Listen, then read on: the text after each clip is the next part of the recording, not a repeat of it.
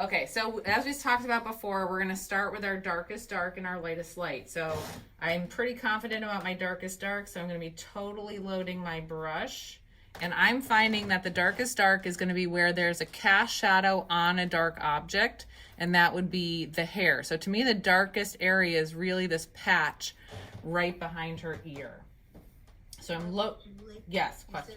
You wanted to record. Yes, I just started recording. Thank you. Okay. Yep, it's recording on the Zoom, but now it's recording on my iPad, which is great.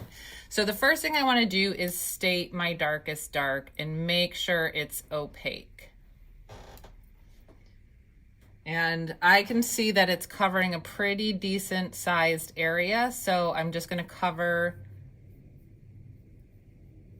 what I feel like I can confidently say is that darkest area. And I do believe that that comes up right behind the ear as well.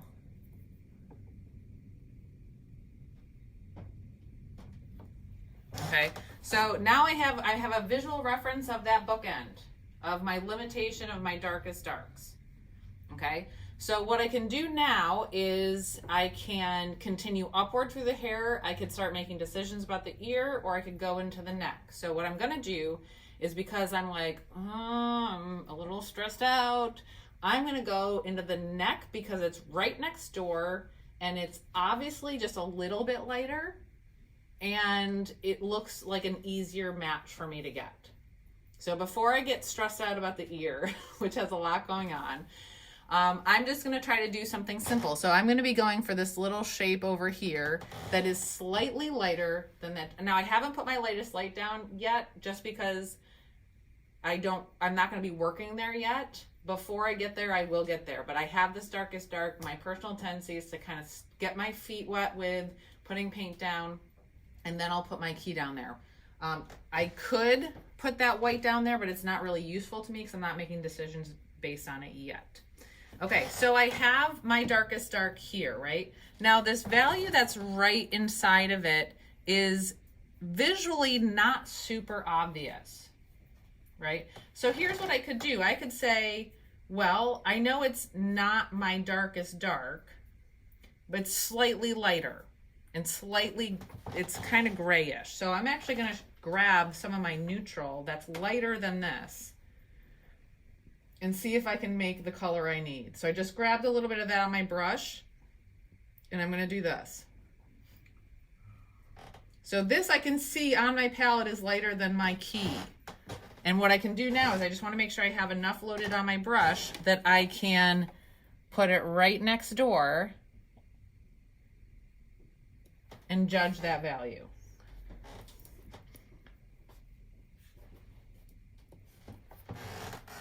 If it's too obvious or not obvious enough, I don't think it's obvious enough, that jump, right? When I stand back, it almost totally disappears. When I stand back and squint at this to this, I can still see that difference. So I'm gonna see if maybe I can grab, I feel like if I just stay too gray, I'm gonna actually, so I have lots of options. Everything on this palette is lighter than this. So I'm just gonna try grabbing the next darkest mix I made, which is this little bit of red, which we knew was in the shadow anyways. So I'm gonna try mixing that in. That's lighter and warmer, so maybe that's gonna be a problem, but we'll see. So I have paint down here already, but I'm just gonna cover it once. So now I can see that difference a little bit more. I've made a small change, okay? So I can say, do I like it, do I not like it? Well, I think that's okay. So what I can also do here is I can do the thing we did yesterday, which is, oh, this isn't gonna work because that's gonna make it too fuzzy. And that's actually hard to see because it is such a low value jump. So let's do this.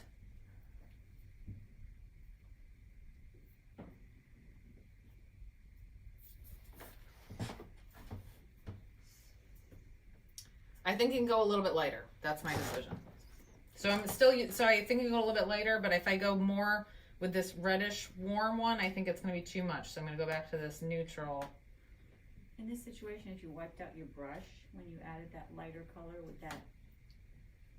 Maybe. maybe.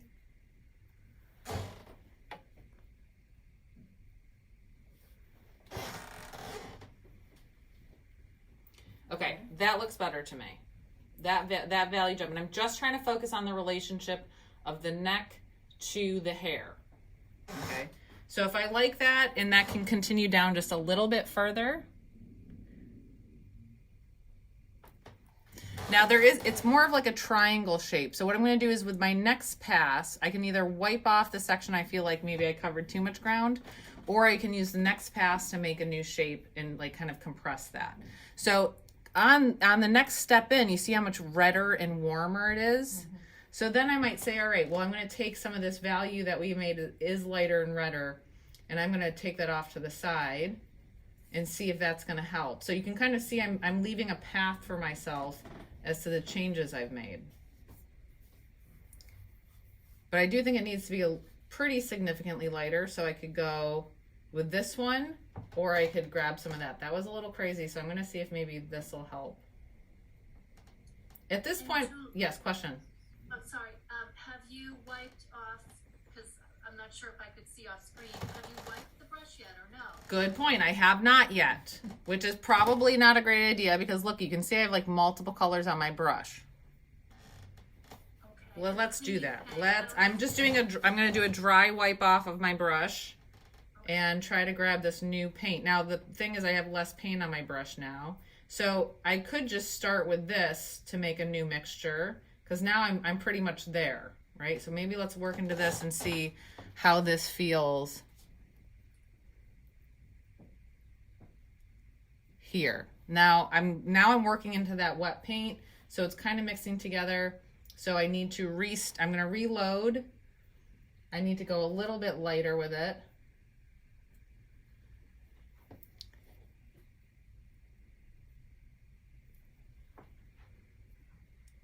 Okay, so you can see I'm doing a little bit too much mixing, and I probably could use maybe a smaller brush for this. And it needs to be a lot lighter. I'm going to switch to a smaller brush because I think I'm covering too much ground with this. I do think it needs to go lighter and more chromatic. I'm going to grab a little bit of my CAD red, make a slightly new mixture that's lighter and more chromatic.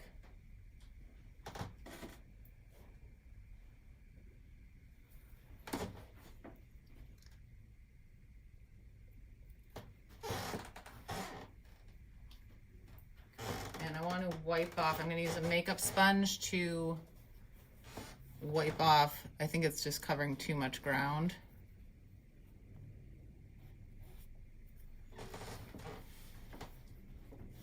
I still think it could go lighter. What do you think? Yeah. And this is the constant play of like, nope, needs to go lighter. Nope, needs to go lighter. Nope, needs to go lighter. So I'm trying to incrementally make adjustments. So you can see I've really gone a lot lighter. I'm overshooting because I do know that I need to. Okay, so that value-wise is feeling better. Okay, it all feels almost too dark because I'm surrounded by the tone of the canvas, but I'm trying to just see past the context right now and seeing it for what it is. Okay, so what I want to do is go back in and make sure that my shape up here closes up that shape. Now, what I want you to notice too, now number one, I was too thin with that paint. But what I want you to notice too is that there's no canvas showing through between my decisions. So the reason for that is if you have the canvas showing through, you're not actually judging the two next door to each other. You're judging kind of two isolated pieces. So if you have the paint next door to each other, it's going to be easier to see what that statement is. Those relationships are. Okay? Does that make sense? Yes. Okay, so now once I've done that and I want to go a little bit more inside, it's a little bit greener, right? So that's where I'm going to say, all right, well, I have this is kind of my skin tone stuff. This was a little bit greener. So I could see if that's like where I'm ready to be at that point.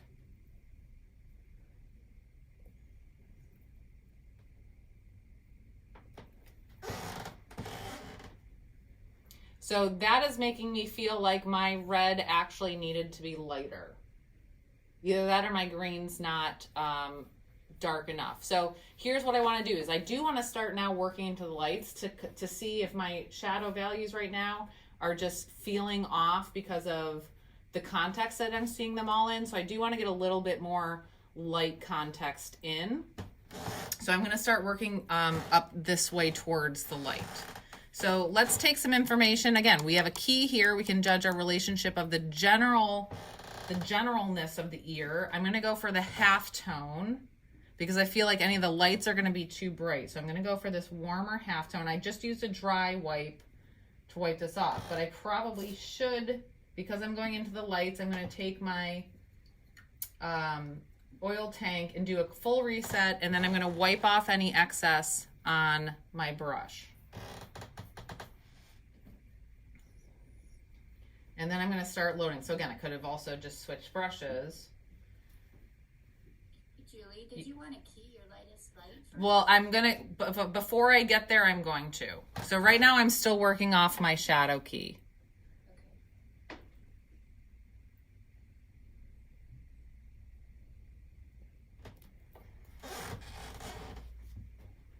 All right, and then what I want to do is do the inner ear where it's that nice warm red tone. So I'm going to try some of that nice warm red tone. I just did a dry wipe of my brush. I'm going to overstate the chroma in the ear. That tends to be a thing that I look for, is higher chroma in the ear. We got a lot of light bouncing around in there. Maybe even higher.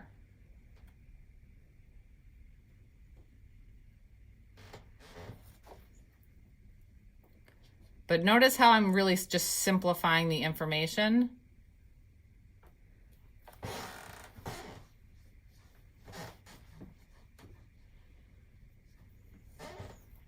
And in general, the lower half of this summary could be higher chroma than the upper half.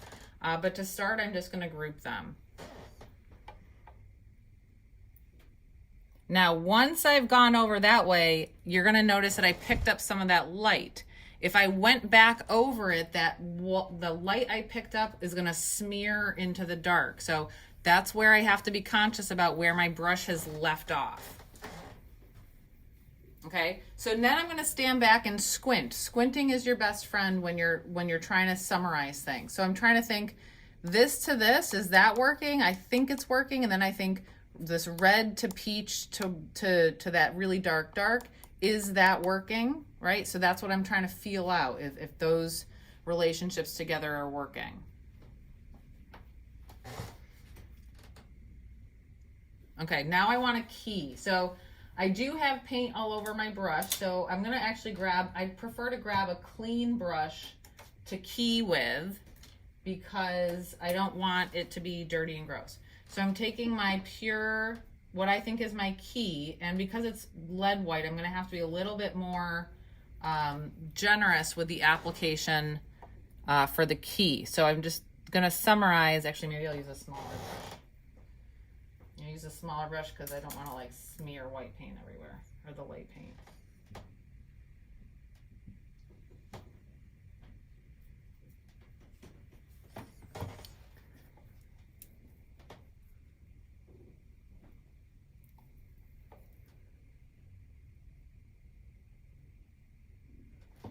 Okay, so that's going to be my key.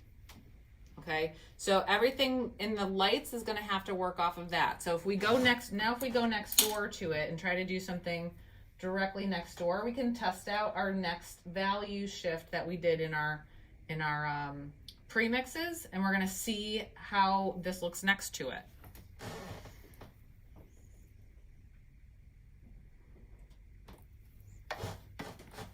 That looks too low chroma to me. Too cool as well? It looks a little too cool and too low chroma. So what I'm going to do is, hey, I've got some pre-mixes that these are mixes of wrong, but they're much higher chroma. So I'm going to see if maybe I can help modify that to add some chroma. It is going to darken it a little bit, but I can always, use this to increase the chroma. If I feel like that's a little too orange, I could add a little bit of pink right?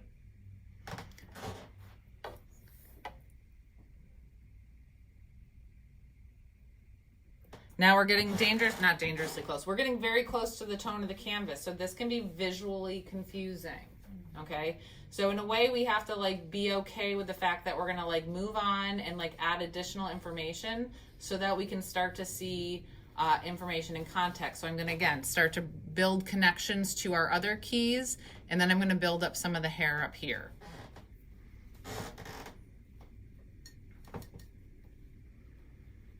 Okay, so I'm gonna actually move that key up a little bit.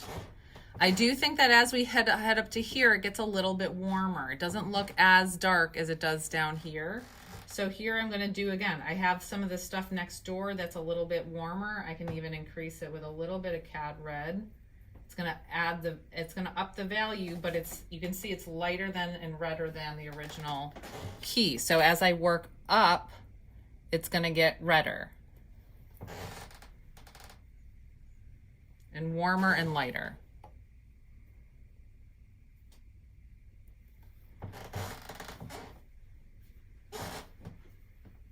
And if I like that, I can just keep going and keep adding the warmer and redder.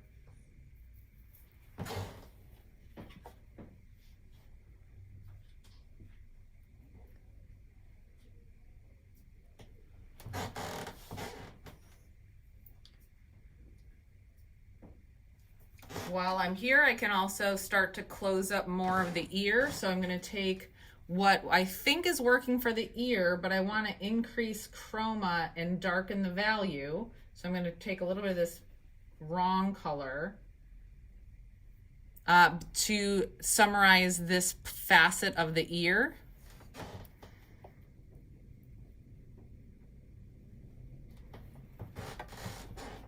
Okay. So I like that. It kind of helps summarize that there's a halftone there. It's still high chroma, but that next one has to be pretty bright.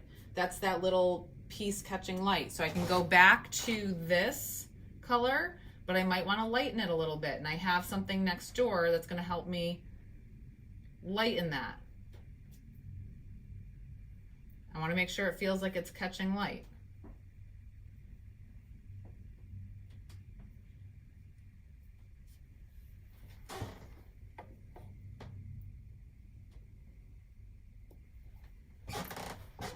Okay, and I grabbed a little bit of that dark. So again, I want to be careful about every decision I'm making. I want to know what I'm putting down and why. So if I go back and I just keep petting, it's going to turn into a different color because I'm contaminating the brush. Okay, so now I want to go to this darker value, but not as dark, because I can see that outside is lighter than the inside of the ear.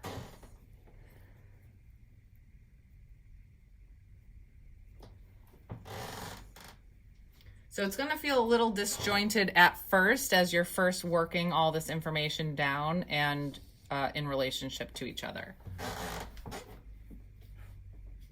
I think that's too chromatic, and let's see. I think it'll help to get the darker value above it in. So I'm going to go back and, so I didn't wipe off my brush. I'm just actually grabbing some of this. And I'm going to, again, mixing these two together. As this value comes down and starts to become hair that's attached to the face, it does seem to drop a little bit of chroma. So I'm going to try to grab a little bit of that neutral.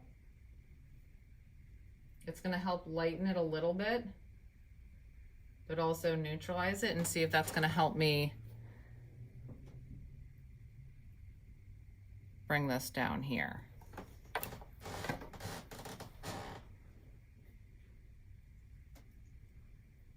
All right, do you see how that little neutralized moment?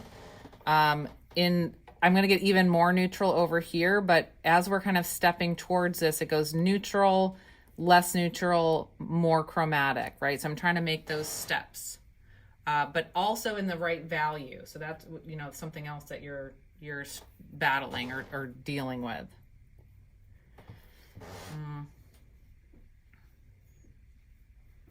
So I actually don't mind that kind of chromatic orange below this. Whoops, that's too dark. What did I use for that?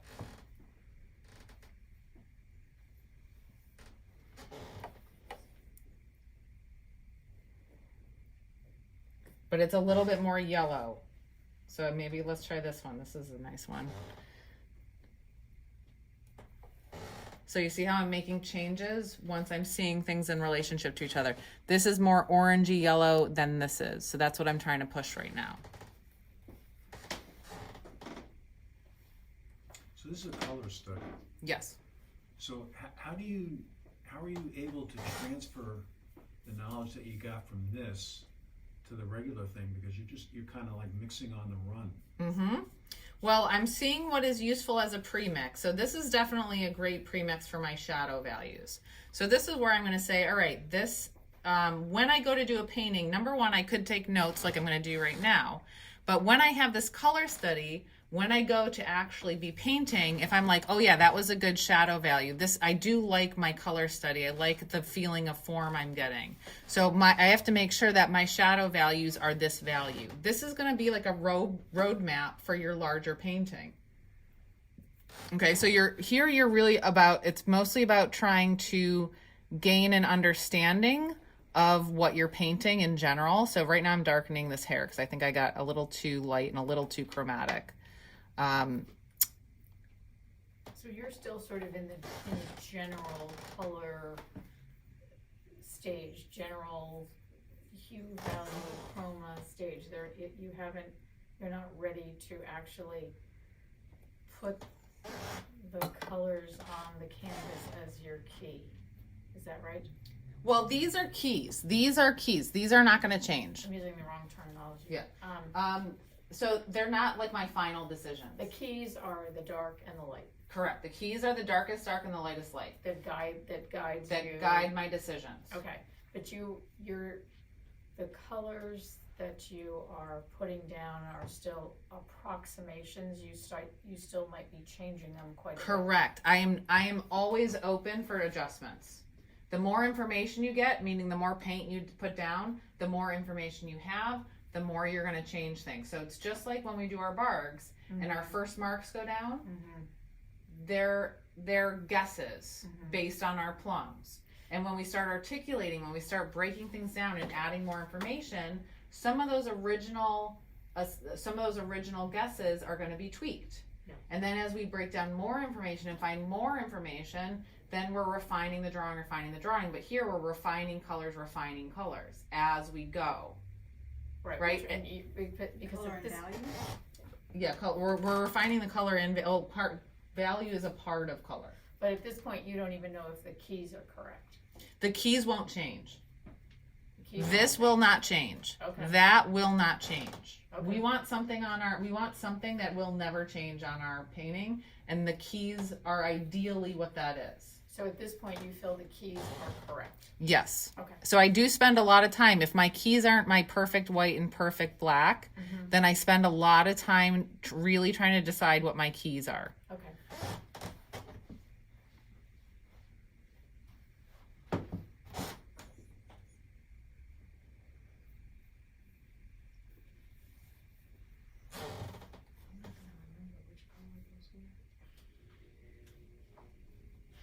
So what I want to do here is start to also work out to the background.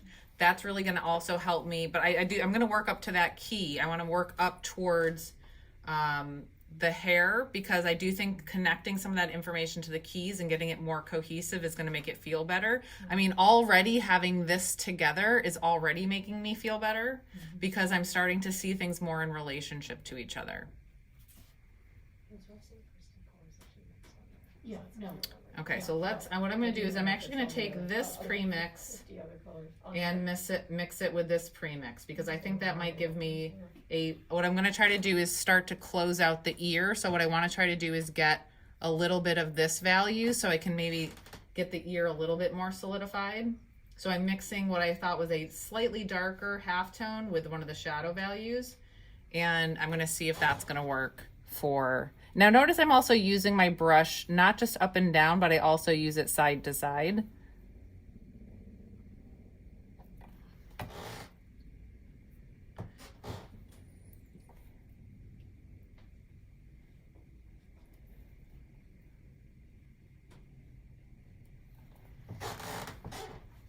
Okay, so you start to see how even just enveloping that ear, now we can see it in maybe a better context. Now I don't have paint down for everything yet, but at least I'm starting to see things in a more reasonable relationship.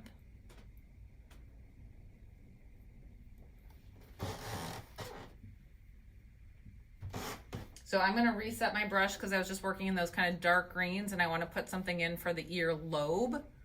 So I'm gonna go back to what this is. And it's similar to what I had back here, but I am gonna add a little bit of extra warmth. I know I'm kind of grouping the bedbug line area into here with this. It's more chromatic. So again, I'm gonna maybe shoot a little bit more chromatic. I'm gonna mix these two.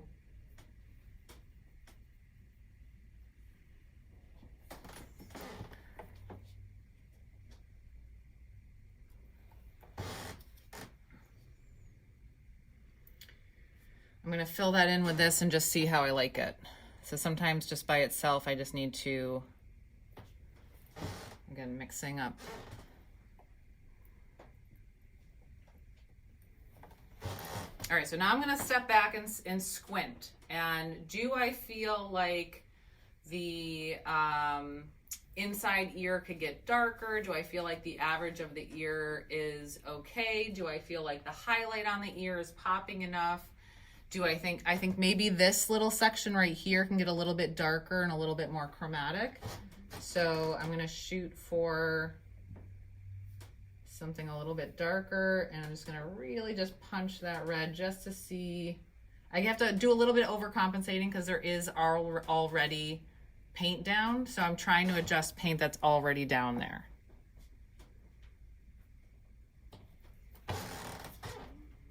Now, I don't think that darkened it enough. So I'm gonna grab some of that.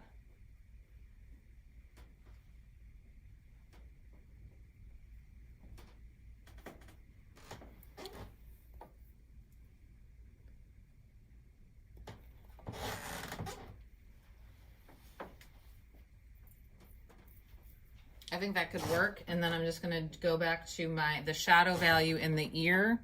And I just like to reshape it because that just makes it a little bit easier for me to see what's going on. Now I have white paint now on my thing and I have to kind of clean up that value.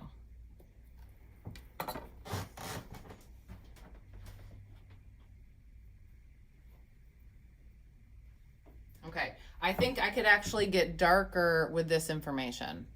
Do you see how this is actually making, that earlobe is not standing out to me enough? It could be that it needs to go, the earlobe itself needs to go lighter, or that the halftone needs to go darker. What do you guys think? Earlobe lighter. Let's try a little bit lighter in the earlobe. So maybe I just summarized it a little too dim. So I'm just gonna go to this like slightly lighter version. I also have this kind of orangey version right here. So I can just pop that right in it, right? So that'll keep that warmth outside of it.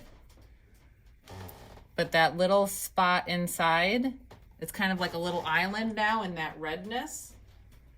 And that actually does help. Now that halftone might not actually need to get any darker.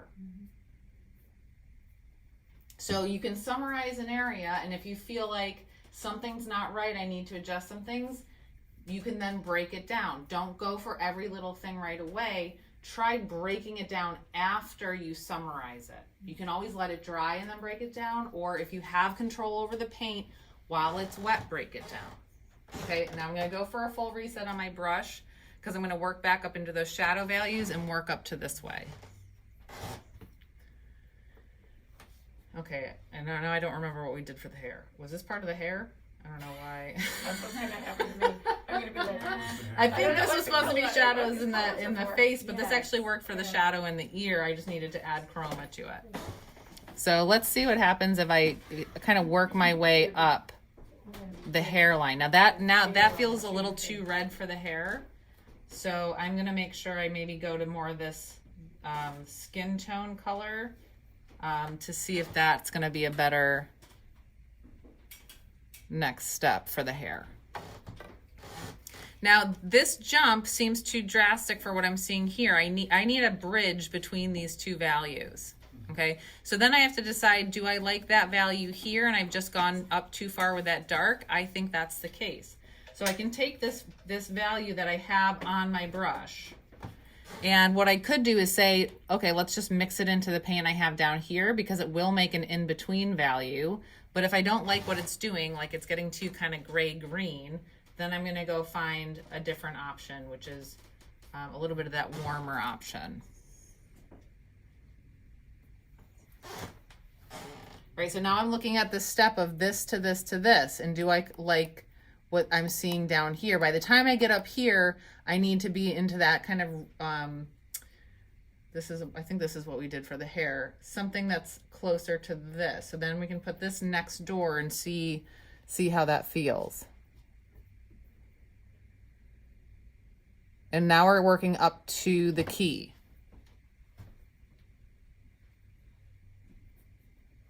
Does that make sense? Yes. So I think that can go a little bit further. Let's see if that's gonna work for that area.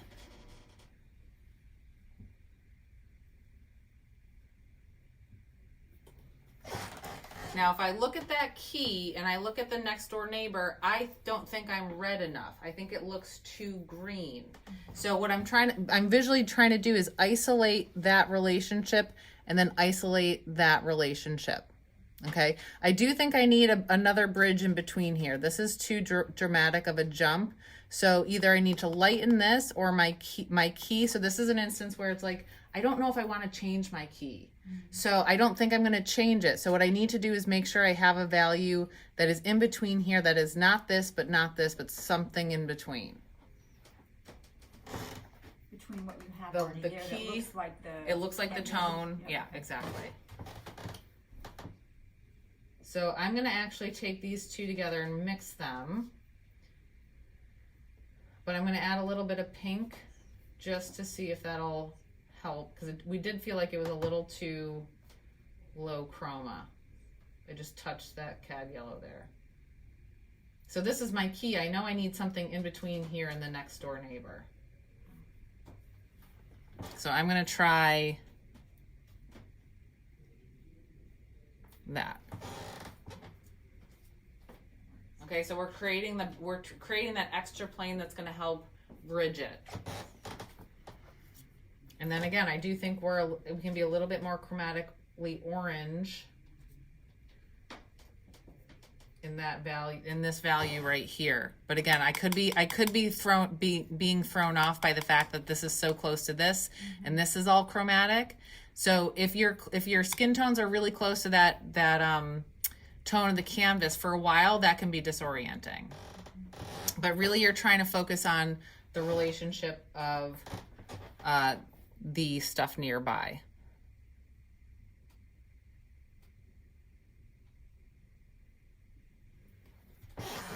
So I do need to basically meet up with that guy. So, you know, I gotta figure out how to meet up with him.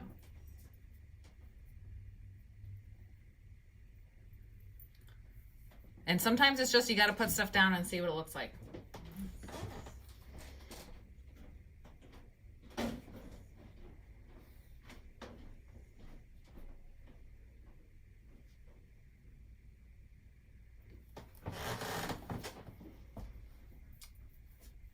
Okay, I do think so. In terms of anatomy, I would expect there to be a light, a darker halftone, and then it be slightly lighter where that cheekbone is coming up. So it'd go light, darker, then back up a little bit lighter, and then darker again. So right now I'm only getting light to dark. So I do think that I could go maybe a little bit darker right up through here. And then the way these two meet, that's okay, but I think I could drop the chroma of the lighter part. And I also feel like I could use a bridge between these two that is more very, very neutral.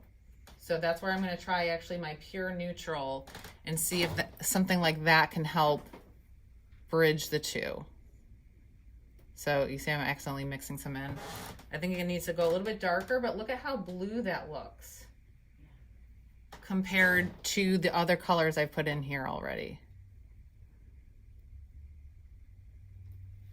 Right, look, that looks very blue. It's neutral. But I have it around a lot of warms, so it looks very, very cool.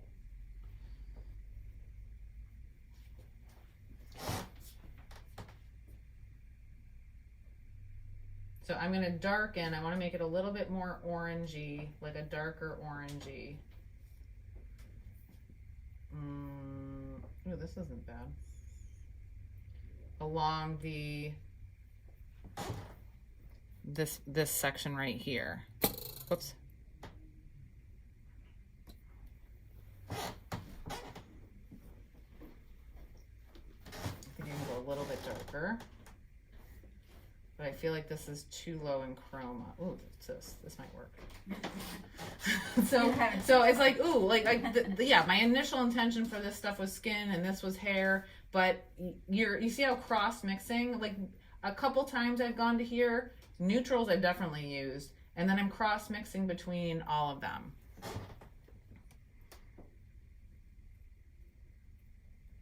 And I'm mixing into the paint on the canvas.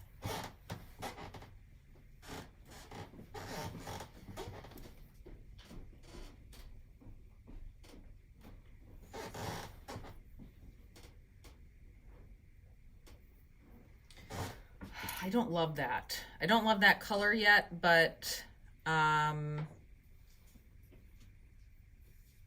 wanted to go, ooh, what's that? That might be good. Will this work?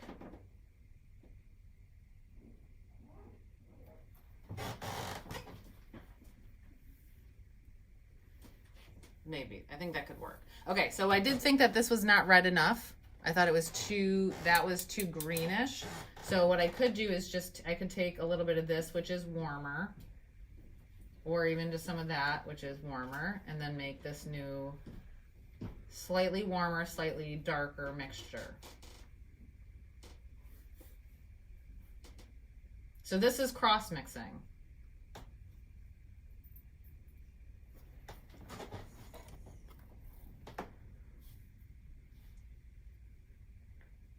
I'm making a subtle change, and it doesn't look like I'm actually doing that much on the canvas, so I need to overcompensate.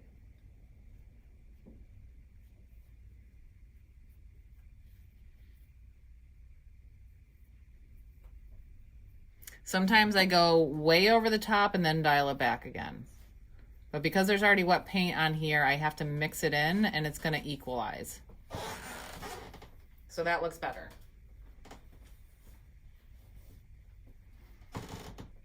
Okay, so then if I go upwards, then I am getting close. Now I can go back to some of my original mixture and use that for that next step.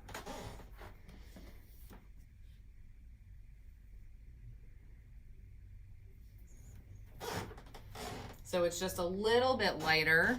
I think it's maybe, like I could go even lighter than that. I think I was mixing too much with my wet. I did a dry wipe, but I still had a lot of that red on my palette, or on my brush.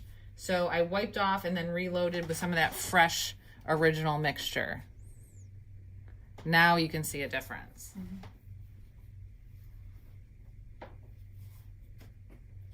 Okay, so let me go towards the back of the head where we're gonna get up to that hair and everything, and maybe some of those leaves.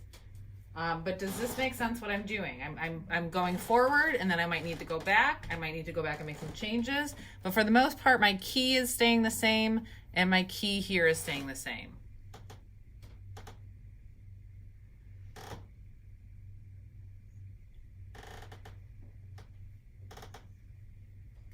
That one part of the brow is just gonna kill me. I'll come back to that. There's a point at which you just got to get more information in to start seeing more information. But coming in from here, I'm going to use my key to work into the eye sockets, work over the skin tones. I want to make sure I'm thinking about light, medium, dark, rolling across the cheekbone there. Working off of the information that is working. All of this stuff I've made relationship decisions based on the keys that will not change. The stuff that's further away from the keys tends to be a little like, ooh, I don't know. So you got to start to see everything in it together. Okay, so I'm going to work the back towards the hair a little bit more.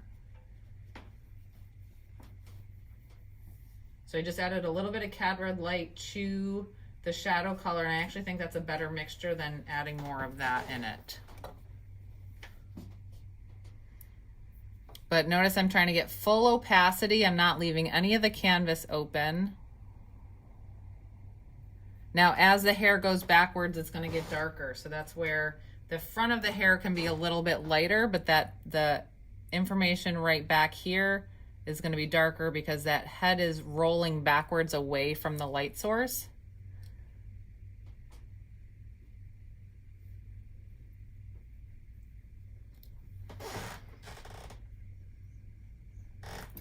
So having this area right here be darker than that front facet is totally fine and actually preferable.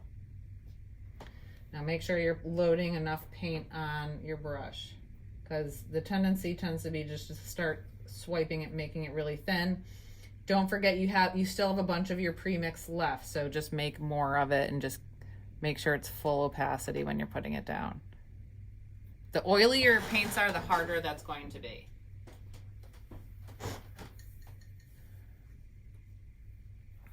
Okay, we've got that shadow value that we were using that was nice for this is for the shadow value of the leaves. Maybe that'll work for that little stripe right there, that little band. We can make that bigger so we can actually see it. And I think that might be a little too light compared to the hair value. So we'll modify that. I want to make sure I have my hair value the correct opacity here.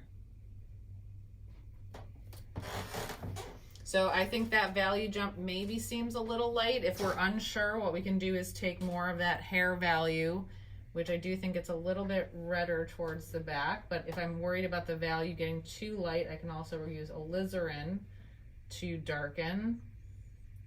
Now that's gonna be, you can see that's already gonna look ridiculous, so.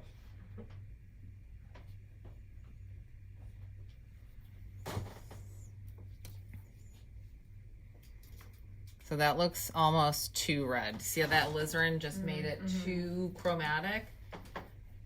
If you don't like that and you want to make sure it doesn't contaminate everything else, just move it. And reset your brush with the linseed oil, because that alizarin will contaminate all your stuff. So I'm just trying to go more, a little bit more of that.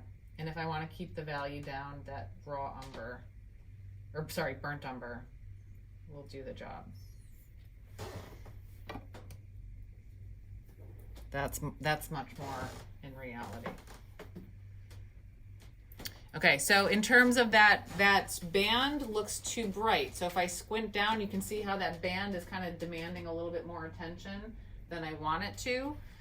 So what I want to do is maybe adjust that value a bit with, so this is what it was, right? Was that, no, this is what it was. This is what it was. So I want it to be darker. So to make this, I made that burnt umber and yellow. So I'm just going to add a little bit of burnt umber to it to darken the value. And it'll keep it in the same color family because, again, it's just still the same stuff that I've been making it with.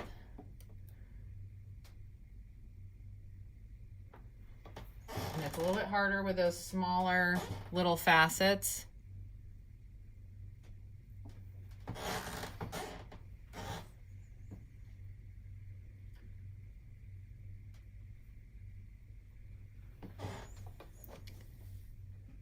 And if I can't make just a facet, I go beyond where I need to, and then I'll just take the outside paint and cover it up again.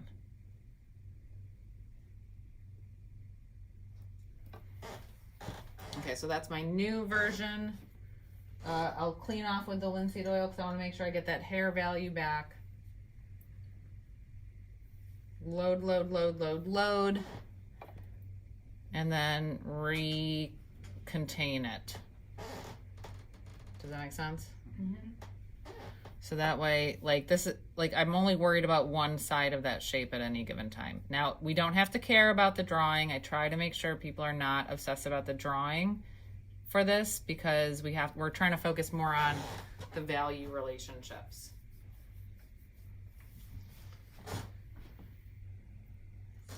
Okay, so let's get the back of the hair and I'm going to start to get a little bit more context of that background in. Now I'm using a maul stick that has Velcro on it so that I don't have to hold it. It just makes my life a lot easier. You can see I'm getting a little bit of transparency there. That could be that I'm not loading enough paint onto my brush.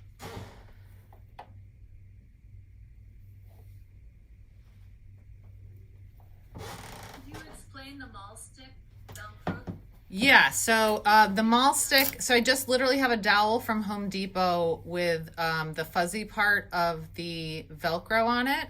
And then at the top of my easel that I have I have a stretcher bar nailed to the top of my easel. It's very ghetto, but I have a stretcher bar nailed to the top of my easel with the other side of the Velcro stapled to it. Gosh, is it included in your video? It is actually in the studio tips and tricks. Yes, it is actually included. And I have seen other people have done things like using a cane. So a cane that'll hook over your painting would be useful. And other people have used like where there's like a rod sticking out, and then they'll use nails where they'll actually use nails to like be able to lean their maul stick on instead of Velcro. But I like the Velcro because I don't have to hold it. So is that nailed on to the top of the easel? Yeah, this is the stretcher bar is nailed to the top of the nailed. easel, Okay. and then the Velcro is just staple Yeah, gun to the top there. Julie, I took a D-ring, screwed it into the end of the Ooh. shaft, and then So what she's saying is she took a D-ring and screwed it to the end of screwed here. it into the end of that, and Yep. then took a clamp and used a zip tie and put the clamp on, and then I can clamp it anywhere along the side of my canvas. I've just got a panel right Yeah. now. Okay, so you could do a D-ring. You could also do a D-ring where if you had a bunch of like a stretcher bar like that at the top, and then you just put a bunch of nails, that D-ring could also just hook onto different nails too. How about that? I call myself the Lady MacGyver of painting, where I will use anything and everything. Okay, so here I'm trying to work up to, I have that this gets lighter and more chromatic. I might be heading a little bit too reddish, so I want to make sure too chromatic. So I'm bringing that burnt umber back in a little bit, maybe even some of that, to darken and drop the chroma internally.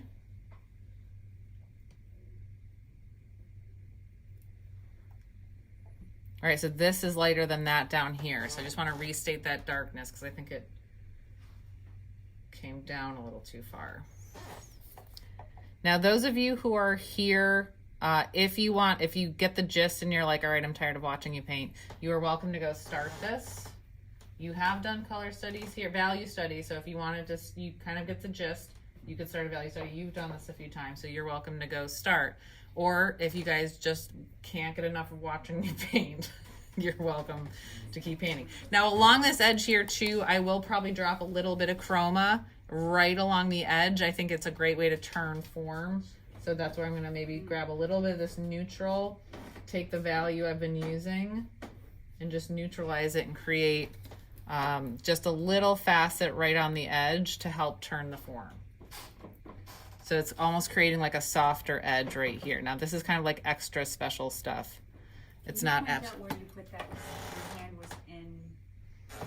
Kind of like, you see how there's like a little haziness right there? So I'm Yes. just creating a little transition from the hair to the background. So now I'm going to try to work a little bit of that background and see what that looks like. So here's my pre-mix. I did do a pure reset into the oil with my brush because I'm grabbing a totally different color and it's super chromatic, or much more chromatic. So I just want to even just test out my mixture here. Okay.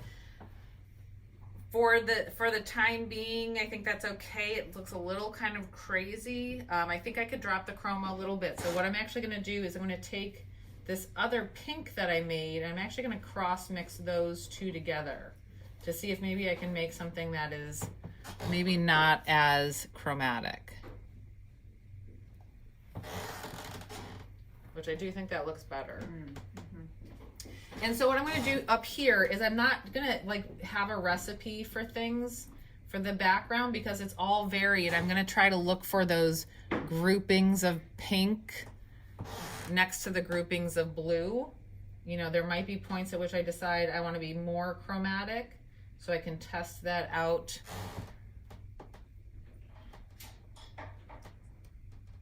So it's just going to be a collection of brush strokes next door to each other that's going to help give that summary of what I think I see happening. Does that make sense? So some of them are going to go a little bit more yellowy.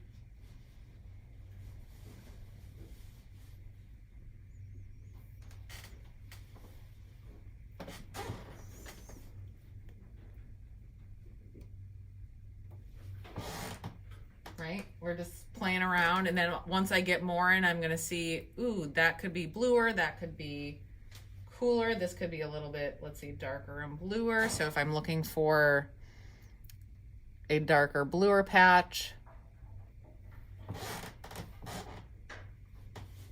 and then back out to that more neutral patch. So I'm asking again about the,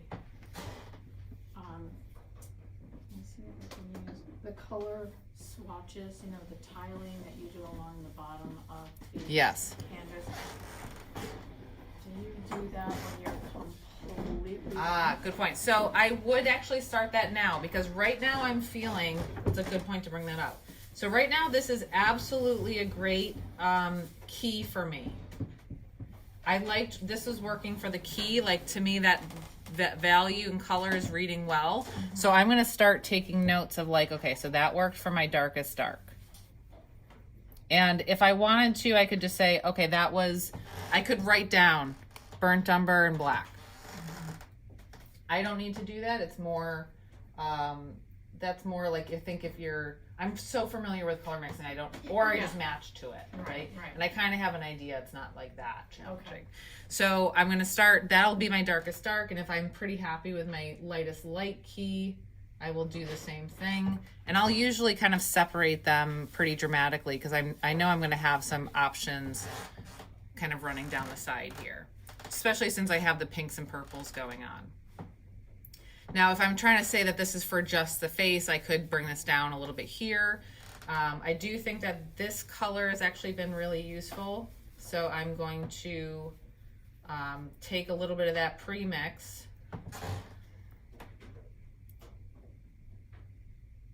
and put it there. Let's see, what else has been useful? Actually, these have been pretty useful as well. Okay, let's go to these, the face. I definitely liked having this, but it needed to be more chromatic. So I want to make more of what's more chromatic because that's what I'm finding more useful, is a more chromatic version of this. So that's what I'm going to record on here. And I also was finding that I'm looking for, so having a couple options that are more chromatic, I'm going to also record because those were useful in general.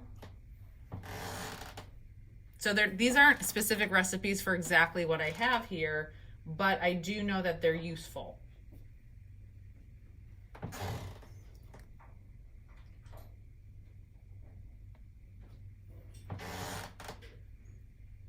Now I haven't used this one yet, No. but I also haven't gotten to the leaves Right, yet. right. Julie, are you Yes. structuring a lunch into today's class? Am I what? Structuring a lunch time into today's Oh, class? yes. Okay, so for that's a good question. Okay, so yes, if you want to break, No, I'm not. if you want to break for lunch, so basically, I'm gonna just keep continuing this. I'm Okay. gonna keep painting this for a little while. You don't have to watch. It's all gonna be recorded. If you wanted to say take a break, take lunch, and then start doing your own stuff. People who are doing the full workshop, it's totally up to you on if you want to continue just watching me work, or if you want to get set up, start making premixes, and get prepared to be putting paint down, so that when I kind of wrap up what I'm doing here, I'm probably not going to finish this. If you want feedback today, so Yes. once I kind of wrap up what I'm doing here, I'm going to start walking around and helping you guys as you're making your premixes or Okay. starting to put your first keys down and everything for the paintings that you're doing. Okay. That's the plan. That's what I'm Okay. cool. So for the most part, for webinar students, I'm going to keep painting this. So, feel free to ask questions or chime in. And for the most part, the instruction element is completed. We've covered everything that I cover in Color Bootcamp. However, I'm going to continue to do some demoing. I'm going to continue this color study and see how far I can get, and then I will start doing some critiquing with some of the students here and online. So online students, you need to let me know when you have something for me to look at, and that is going to be you'll have to upload stuff to the Google Drive for me to take a look at. But if you're here or at the full workshop at home, you are welcome to start. If you feel like you've seen enough that you feel confident getting started. Hi, Julie. It's Diana. Hi. Did we get a photo of the reference you're using right now? Because I have the one with the male with the blue tie. I love this photo. This should be in that fold. I sent all the webinar students Folder. the folder with all the pictures, and they should be in there. Okay. It should be in there. Yeah, I thought that was a silly question. I don't remember seeing it. Thank you very Yep, no problem.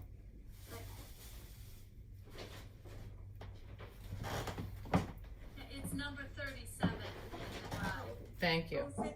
Thank you. Sure. So, the other reference photos, are those intended for our future color studies? So if you are welcome to use those for future color studies or for anything. Yeah. So you have access to those for forever. Like you can download those. I've sourced a lot of images offline. Okay, thank you. Yeah. So you're welcome to use those for whatever. Oh, thank you. It's a lifetime endeavor. It is definitely. Thank you, thank you.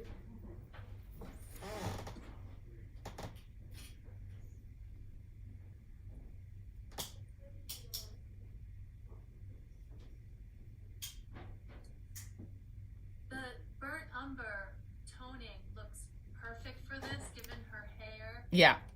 Would it be a huge mistake if it were toned with raw umber? Would that really impact the study or the painting? No, it would not. And actually, it might actually help because it'll look different than the paint you're putting down. So the challenge becomes when you're working really close to this color, it can be disorienting until you get more paint in. Okay, because I did the raw umber, and then I'm like, well, I will, go with it. But that's a good point. Yeah. Because it does disappear almost in some places. I love how dimensional it's becoming. It's so fun to watch.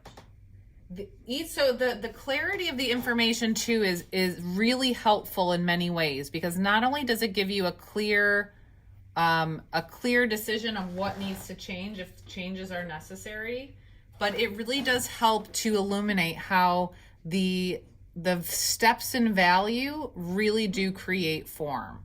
So if we can prioritize the form and prioritize what's happening between steps. And you can kind of see how if you did this on a smaller scale, you would create a very dimensional form, and which is kind of what I do in my second pass of painting.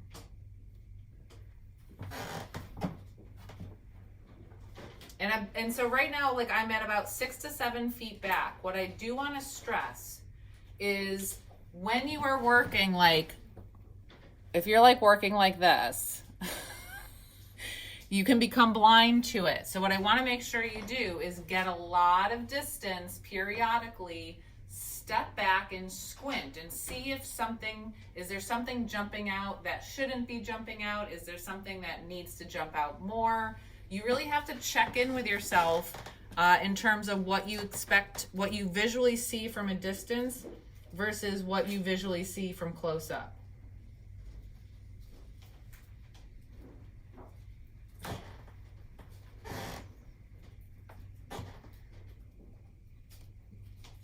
So Julie, the method that you use, you first color study first, and then you use that color study only as a reference for, say, a main painting, or do you use your color study as a sort of an underpainting for your real painting?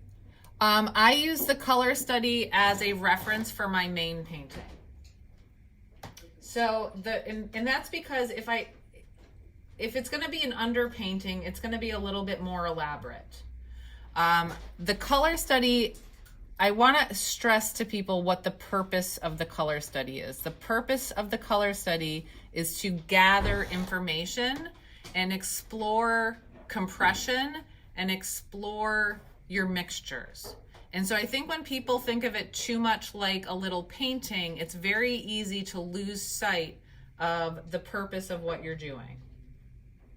So if you're going to do an underpainting or like a simplified version of it, it doesn't have to be this opaque. You can have more control over the paint and it can be even simpler. Okay, thank you. Yeah. But this is very similar to the way that I will, This is very similar to the way that I will paint my second layer of paint. I'm not going to use as much paint. So here you can see I'm trying to get full opacity, and I'm really doing instances where I'm kind of globbing the paint on a little bit more than I would in a second pass in a full painting. And that's because here I'm trying to fully explore things. Now I do think I can get darker actually right behind the ear. So I'm going to go back to my original mixture, go a little bit red.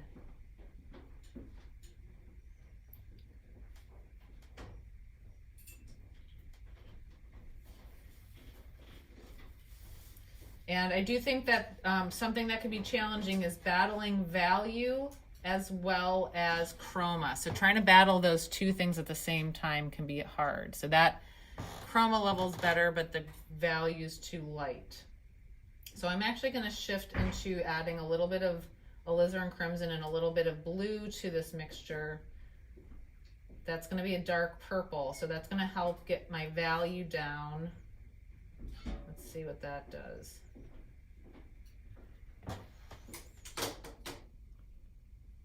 Oh, that's much better for value.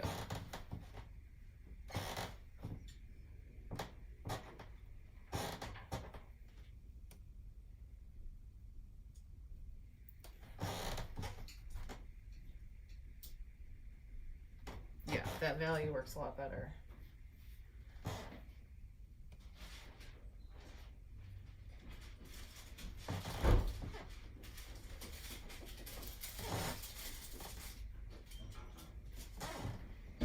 And so if you make adjustments to certain values, you might find that all of a sudden your decisions you had made previously are no longer working as well. So then you might need to go in and make adjustments to those values.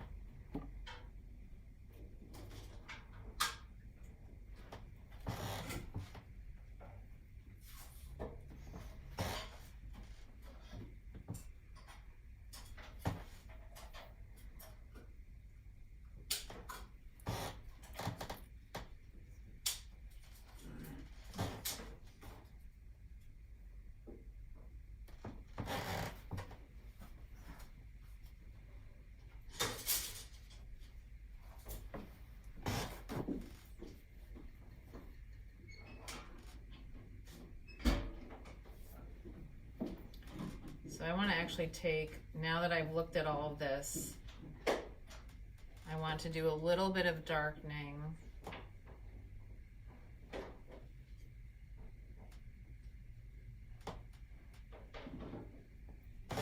To that value.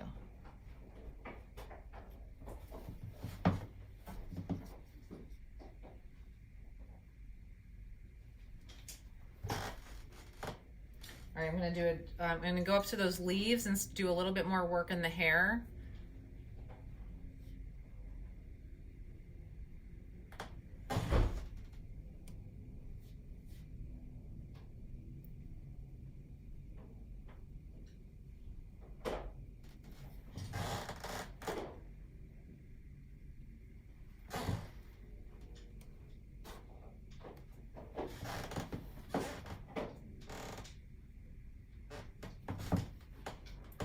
Cross mixing these two might give me something something valuable. So if I'm trying to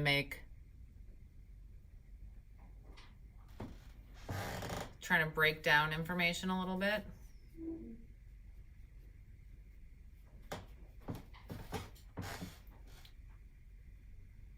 Now going back into those hair values to see if this is going to help. Once I start to close that in, does that still work? I think I like the redder version of that for around the leaf.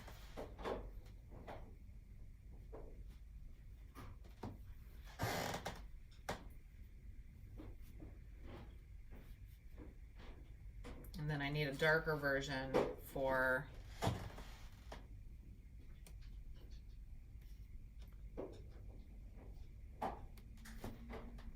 right in there.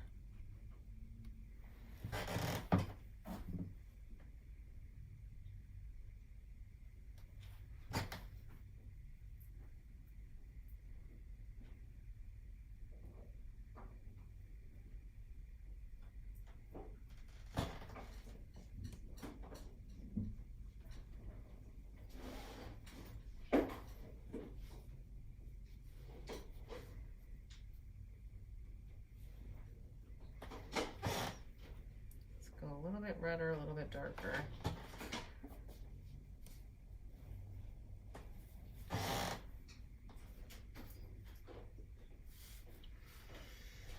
Then I'm going to take a little bit of this this leaf color, and I'm going to add it to what I thought was originally the hair color-ish.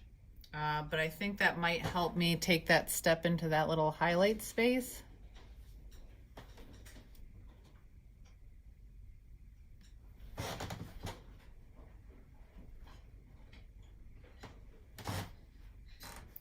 Maybe a little bit further.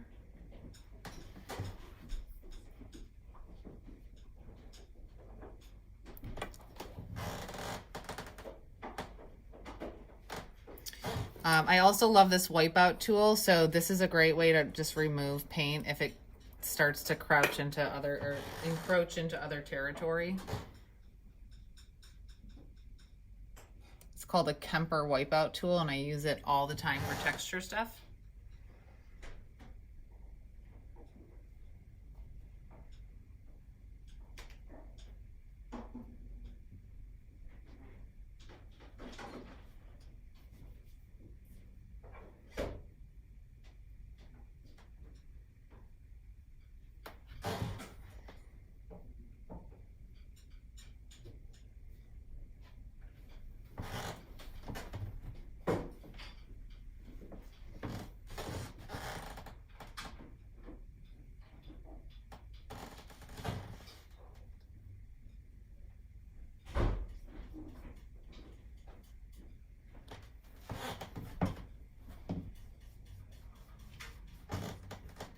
So all the things, the same concepts that we're doing within this color study are all the exact same concepts and the exact same issues and things that happen in our full painting. So not only does this prepare us with all the things that I was talking about in terms of, oh, it's going to help us learn about our mixtures, it's going to help us learn more about what we're painting and any limitations we may have, But all the things and issues that we're having here in terms of dealing with relationships of paints versus the just the actual color that we're mixing. All of those problems are problems that we have when we're actually painting, when we're really painting. Those are problems that we come into. That's the problems we have when we're doing our regular painting, is you have to be able to paint things in relationship to each other and not making assumptions about them.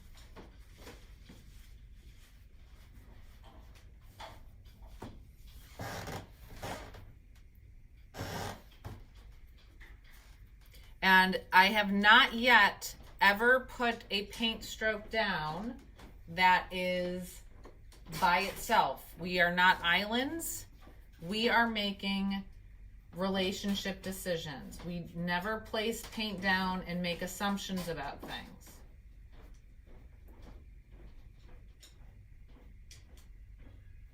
So here I'm making a slightly higher chroma version of the light.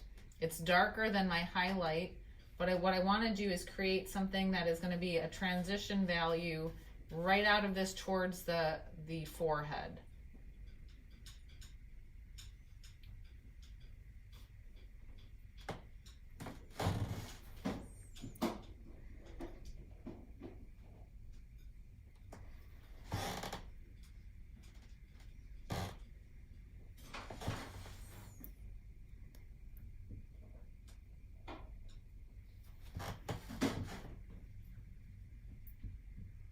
All right, and then that next one down we thought might be this one, so we're going to try that next door.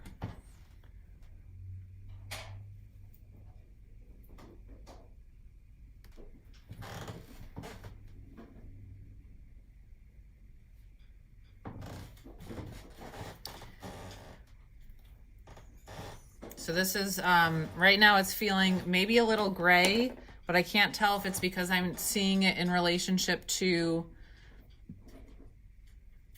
no, it's too gray. It's too kind of purpley gray. I need to add a little bit more chroma back to it.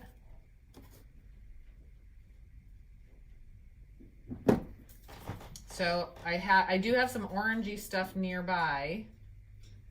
This is an orange. Okay, let's get that. But we do need to lighten it, so I'm going to use that key to lighten it. I need this value, but a different chroma level.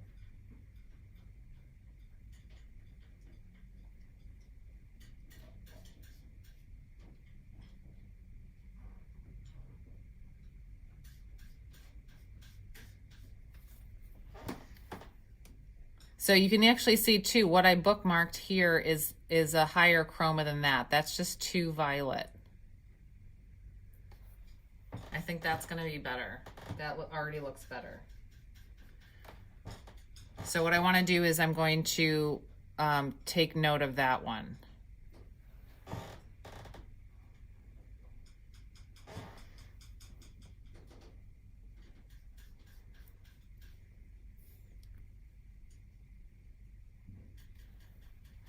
Now I do know that because the form turns, it gets darker as it goes towards the left-hand side. I want to make a value that's darker. Let's see, what do I have nearby? This is darker, so I'm going to try to make something darker than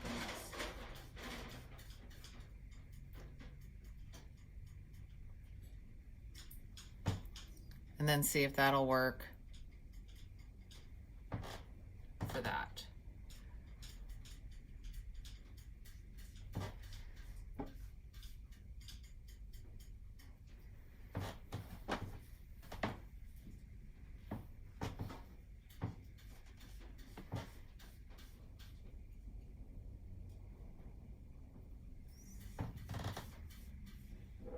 Okay, I'm going to try to put some of that mid-tone back. I just want to fill the space. I want to make sure that I don't have the canvas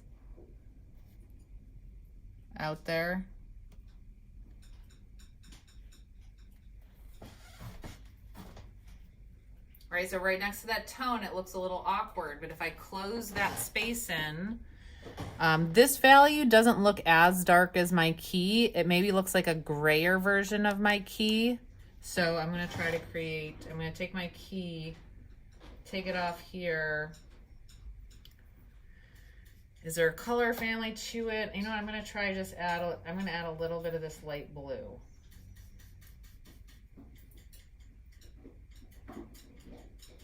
I can test it kind of like this. This maybe looks a little too light, so I'm gonna go a little bit backwards. Add a little bit more of that back in.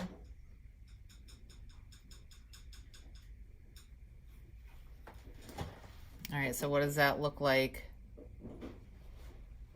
next to that?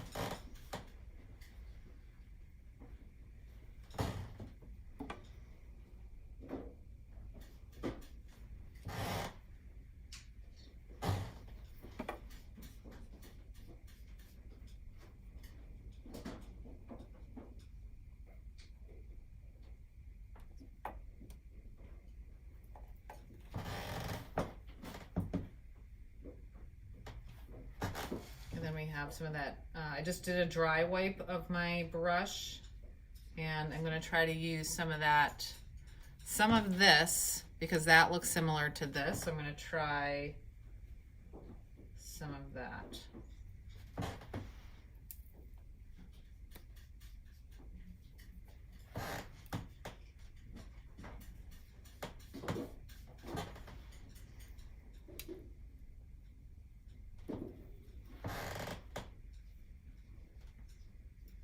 Did a dry wipe. I'm gonna grab some of that. I need to make more of this, whatever this was. It was just not my key.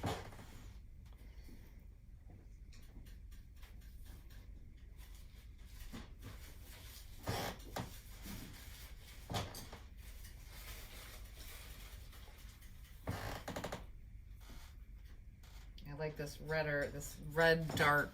There is like a feel of red to this, so I'm gonna add a little bit of red back in.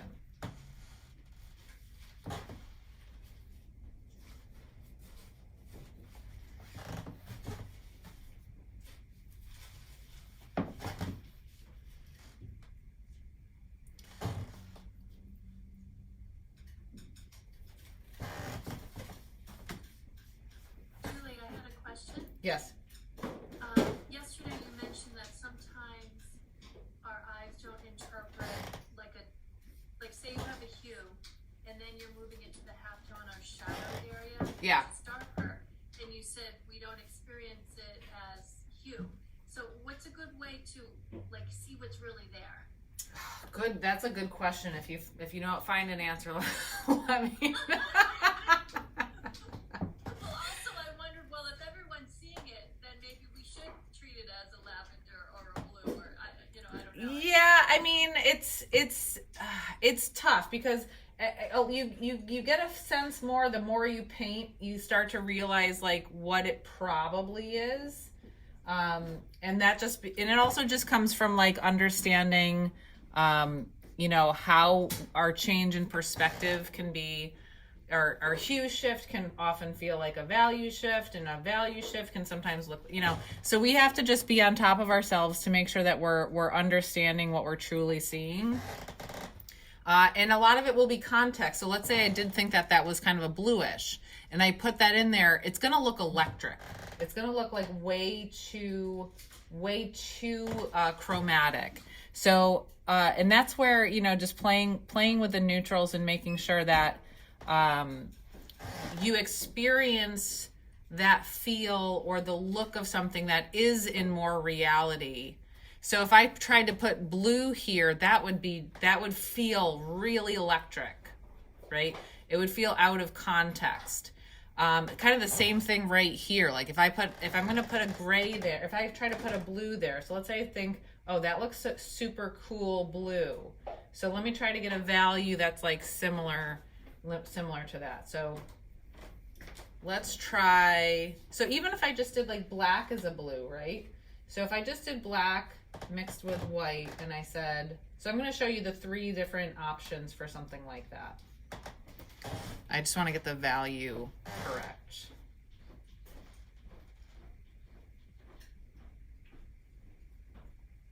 All right, and then I'm going to do a blue that's the same kind of value.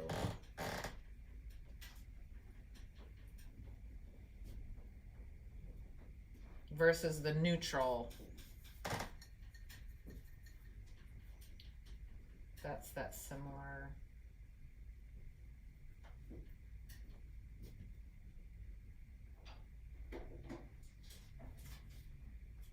Okay, so let's say I'm shooting for this and I've got these kind of warm chroma next door, this can feel kind of gray, bluish gray, or even maybe greenish. So if I said, all right, well, I'm going to try out a blue just to see what that looks like next door, right? It's going to look like crazy. You're like, okay, maybe not that blue. Now I just need to drop the chroma. So maybe if I just try black and white. So black is a low chroma blue.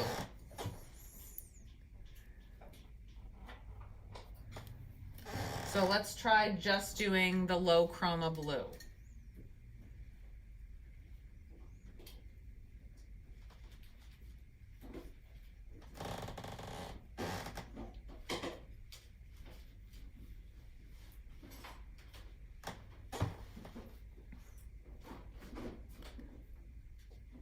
Right? Still feels way too blue, right?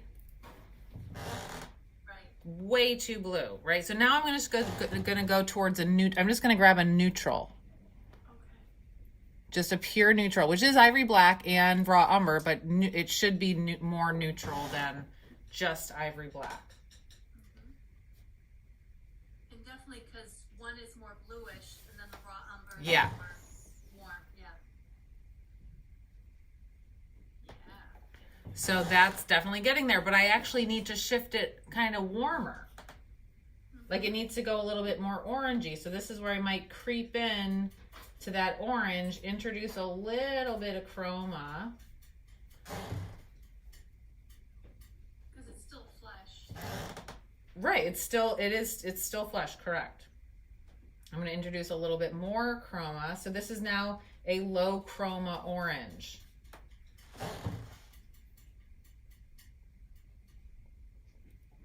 But in that context, it looks greenish. It's wild.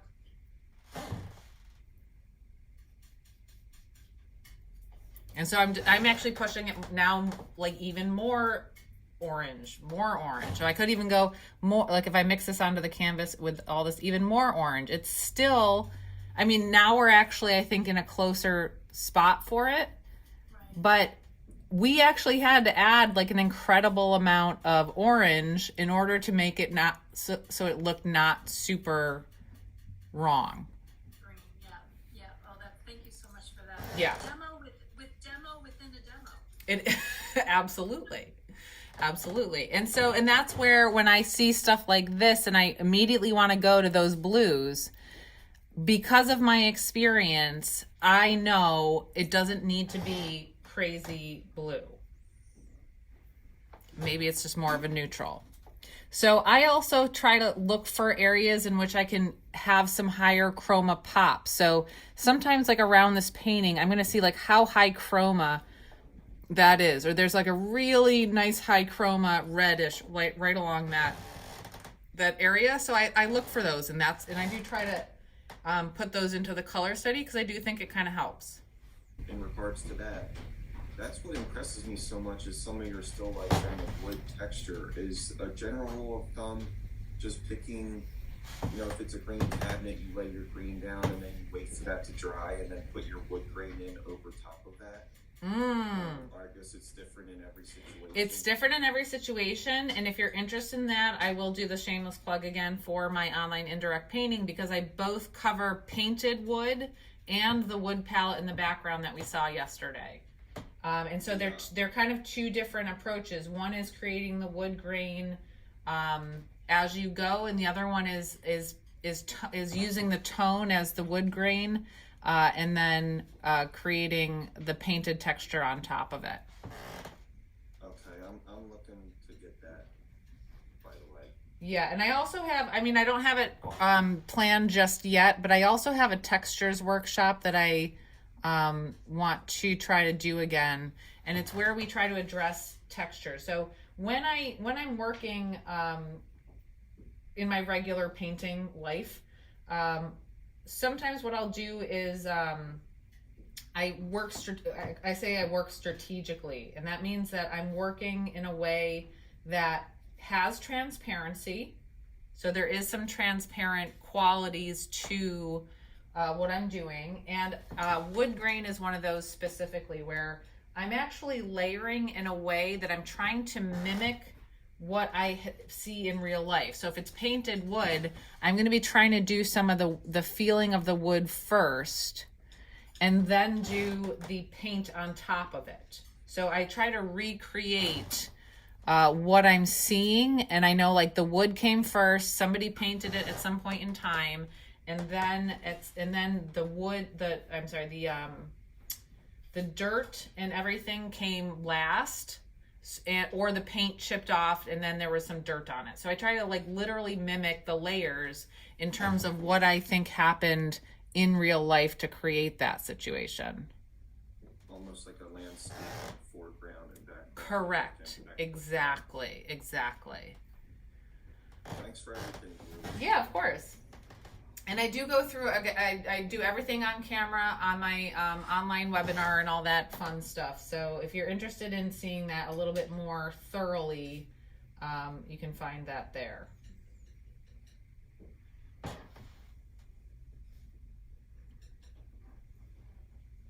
So you can see what I'm doing here in the background is I'm just using paint strokes to summarize different sections. And what I need to do is stand back and see if something's standing out too much or not enough. And it's not going to be, you know, super specific or exact to like the what I'm seeing, but I'm just trying to get the general feel, because if I go to do this painting, I'm noticing, okay, there's more oranges in here than I'm really noticing at first. The chroma levels of my blue, I think, are just too off the charts out of the gate.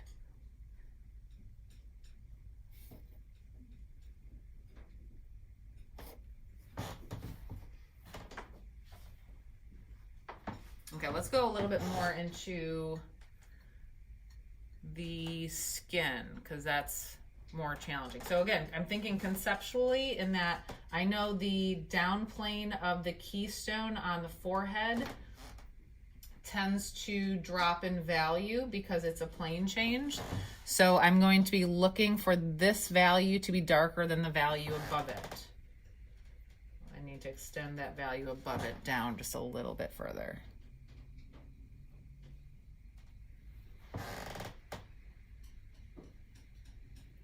So I did think that what I just did was a slight drop in value, but I think it also needed to, it dropped slightly in chroma, but it also needed to drop in value. And I think it was too dramatic of a chroma shift. So I'm going to continue darkening it a little bit more, but maybe keeping the chroma up a little bit higher. And I think that can actually go up here too.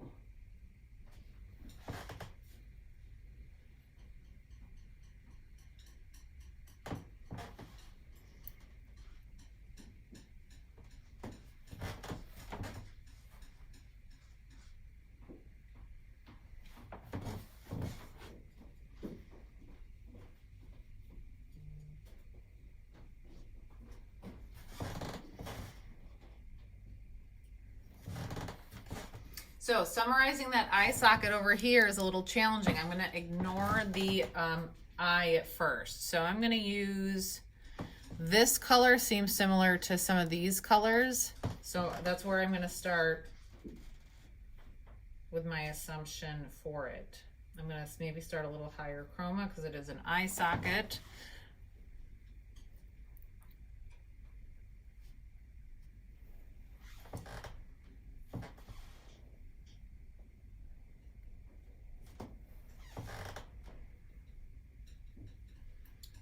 Grab that color I was just using for the keystone, help reshape it.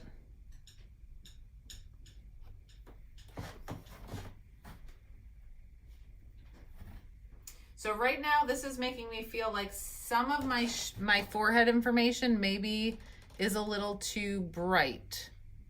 So a way that I can take a look at that is kind of doing this. Well, maybe it's not bad.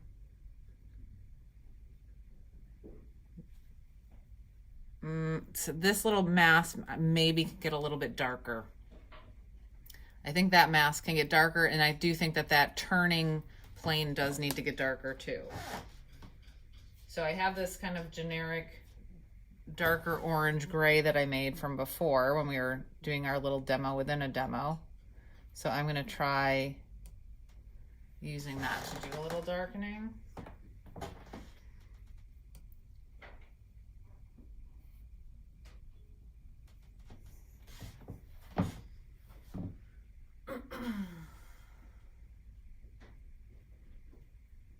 Alright, well that's not bad.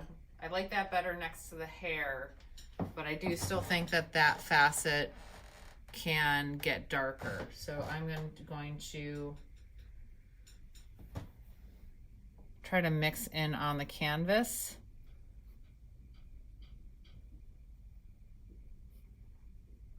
So I have a lot of paint up here, so this is a little awkward, and it's a little hard to do if you don't have a lot of experience doing this. So it might make sense for you to wipe it off and then reapply. All right, so I just darkened that whole facet, and that actually feels a lot better to me. But that also tells me that I think I need to darken that facet.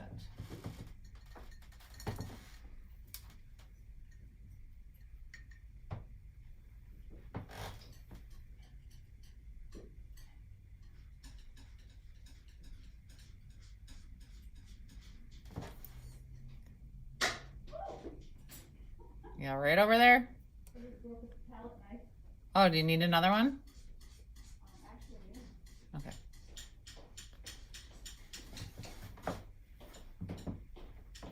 And a couple options. So you can use any of the ones in here. So there's a square one, a big one, a smaller one, any of those ones.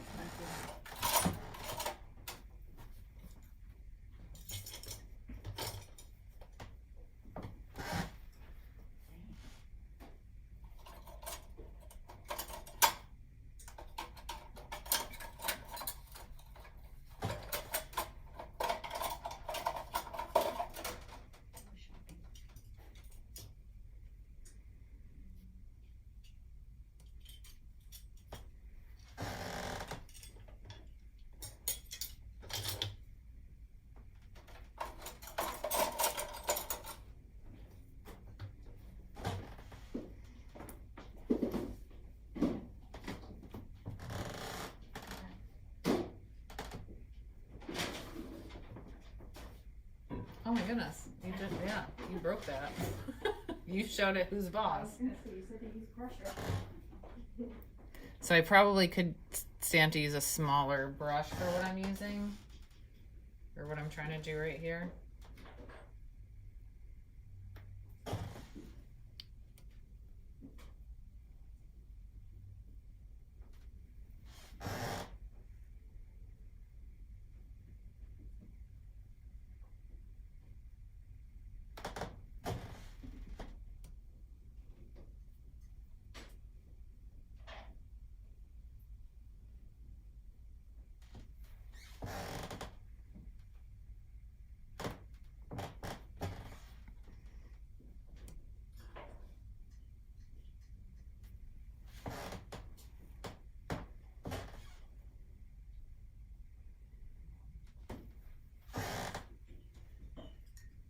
So because I'm going to actually be grabbing a little bit of my original key, so I just wanted to help reshape this. Again, you don't need to care so much about the drawing, but I find it somewhat distracting. So I was just trying to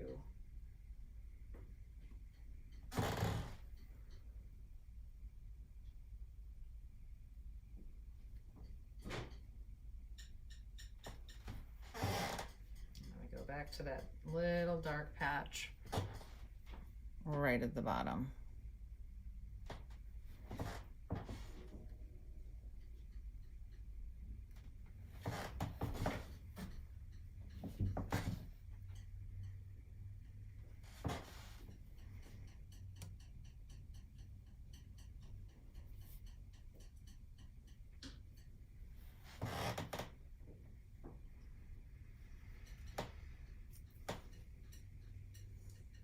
Now those again, that lower, we're starting to come in on that lower chroma spot right on the inside of the,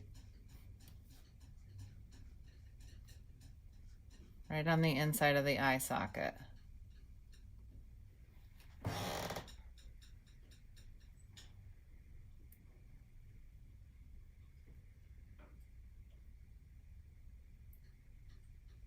So I'm actually going to shift a little bit. So my neutral mixed with a little bit of alizarin is more purpley. So if I keep going forward with this like greenish, because I'm using the orange, so I wanted it to lean a little bit more purplish. So I was adding the alizarin. So that can help you get more of like a violet neutral.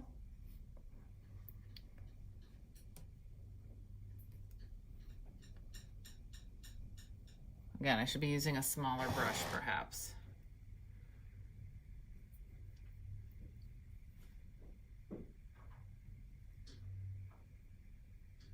So now I'm going for this, which was similar to that, so I have to make sure I'm not too light with it. Because remember, I ended up darkening that.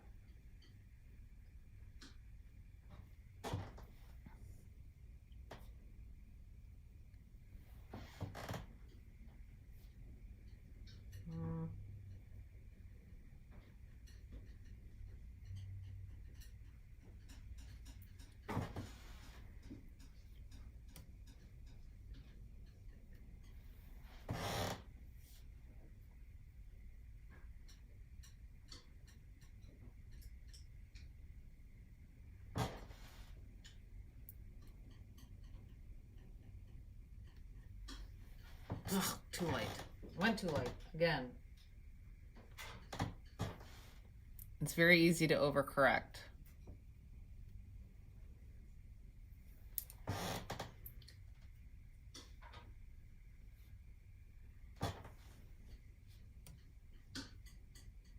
So now I'm trying to create that redder bridge between that helps turn the eye socket into the shadow. So I have a more chromatic bridge there. And then I can go back to that kind of grayish neutral that I, was playing around with before. I might add in a little bit of that purplishness to it.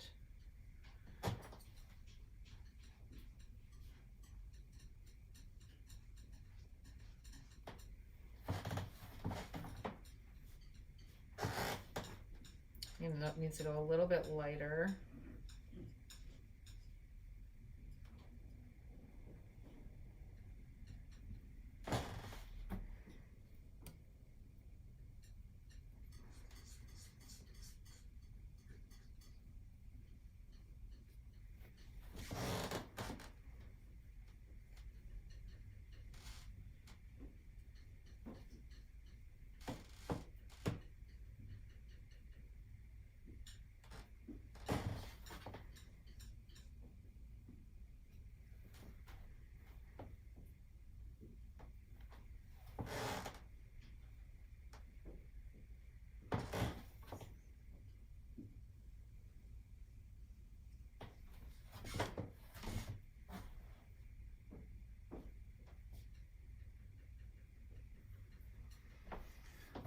So right now this value jump right here is bothering me, so it's possible I need a bridge. So I'm going to try to make like a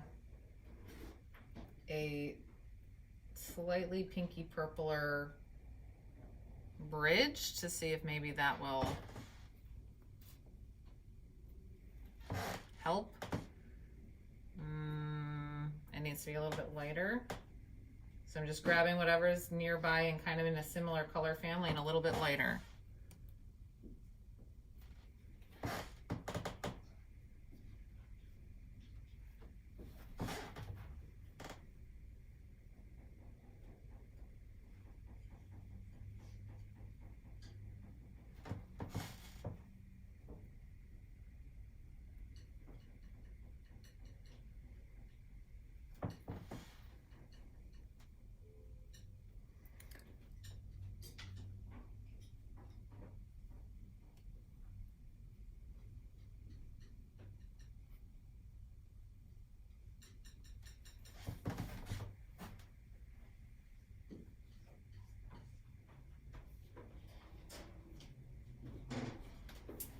And I do now think that this facet can get darker. It's too big of a jump. I'm actually liking these better.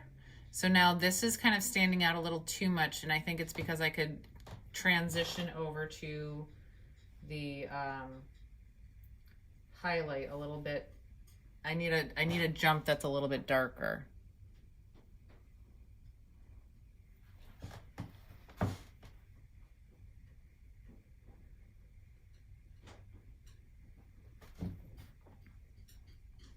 Maybe I feel like I need to break this up a little bit. I needed to create a second jump within here.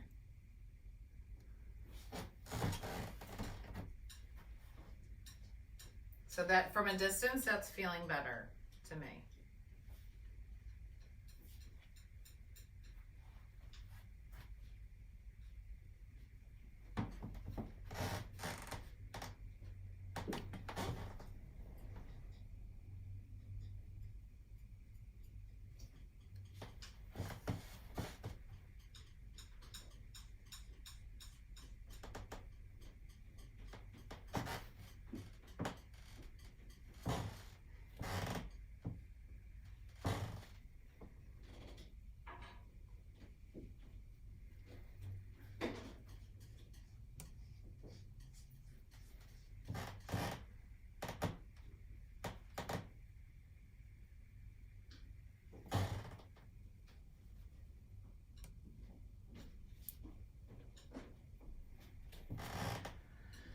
I do think the value of this can go a bit darker for the shadow value here in the, I think I started to maybe get a little too transparent, so I'm trying to restate that dark value.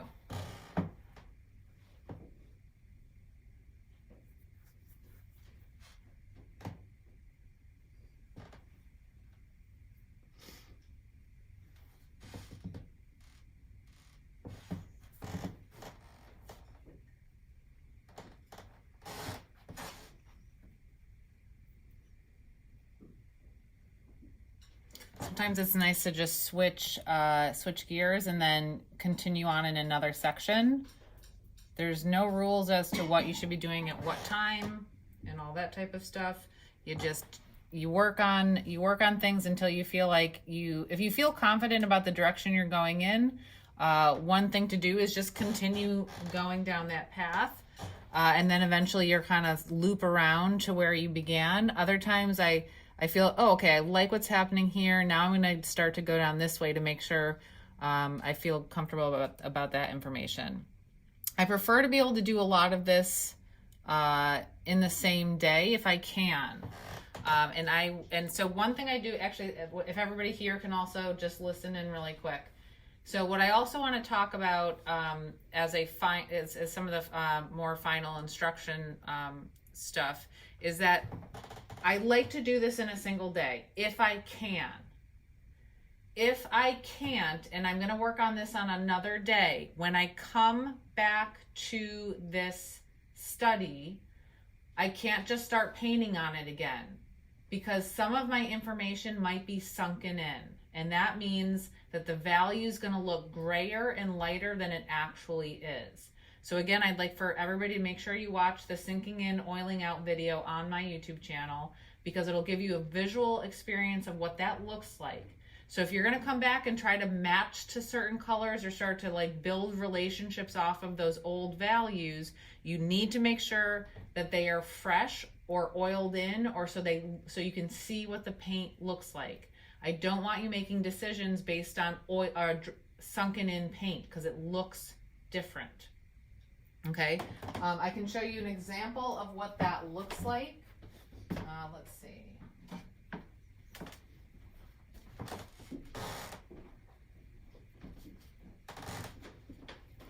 Okay, this one's kind of okay. So if we look at this is not an example. I'm gonna do an example. Oh, this is a good example. Okay, so you see this right here. You see how this looks grayish?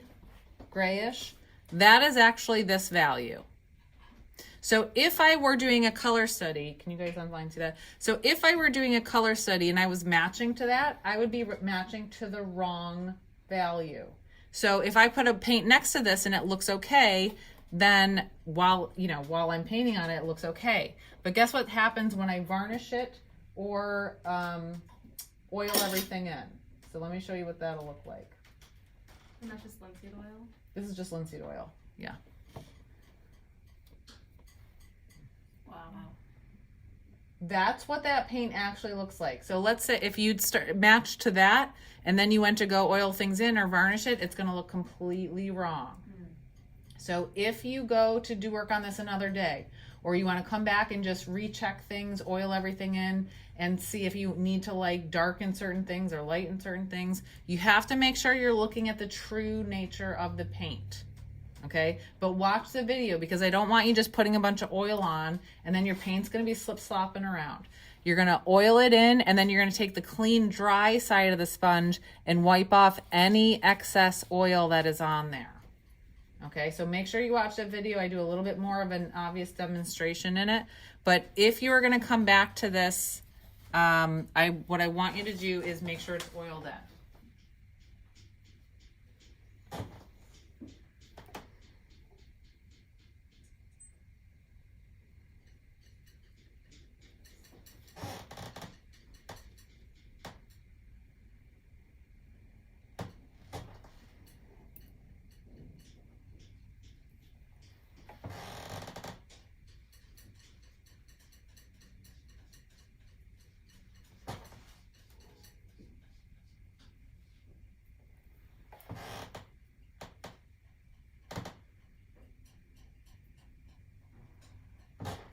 If your paint starts to tack up while you're painting, which does happen to me, I would say you're better off to actually start to stop what you're doing and make a new fresh batch. So anything that has burnt umber in it is going to start to tack up a little bit faster. So that's just something to keep in mind when you're painting. If you feel like the paint is tacking up, and you want to keep painting, I would recommend just making up new pre-mixes. Could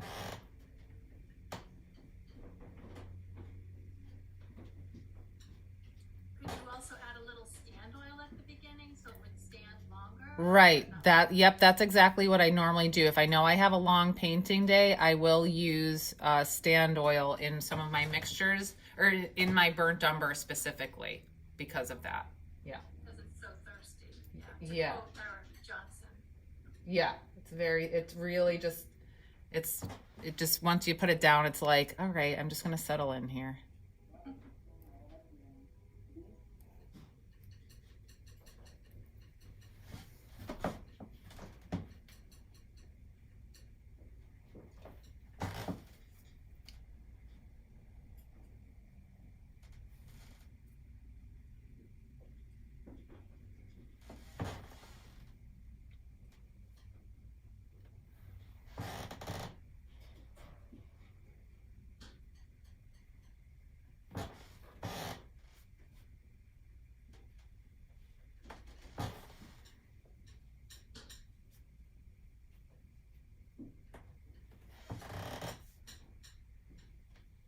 So here I'm summarizing this eyelid as just a warm note.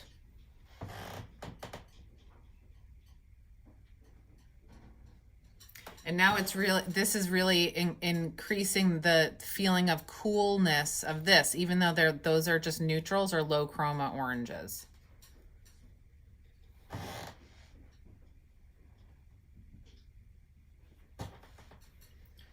So right in that right in here is a very high chroma red. Always looking for those high chroma reddish notes right around the eye.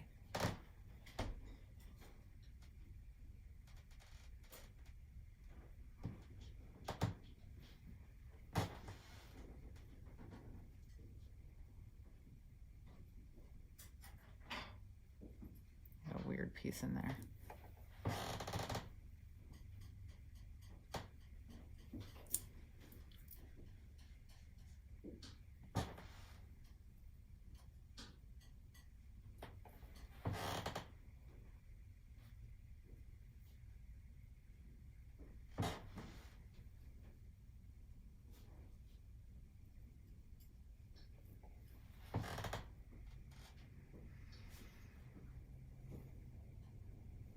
Oh, back to that eye socket. So to summarize that eye socket to start, I'm actually going to just use one value inside of it just because I feel like there's just too much going on right now. So I'm going to take this warm note, but maybe mix in a little bit of the neutral, a lighter neutral.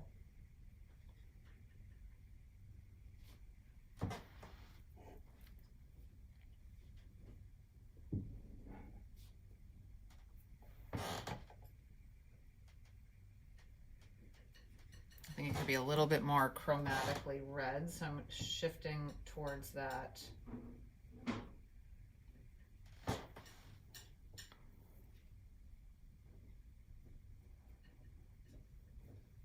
Yeah, so I'm going to use this right now to summarize this whole eye socket, and if I feel like it's necessary to find additional information, then I can work into that.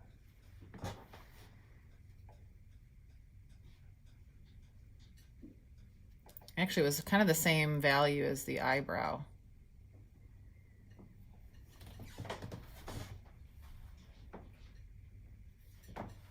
I'm going to reset that brush and try to get the outside value of the background in there.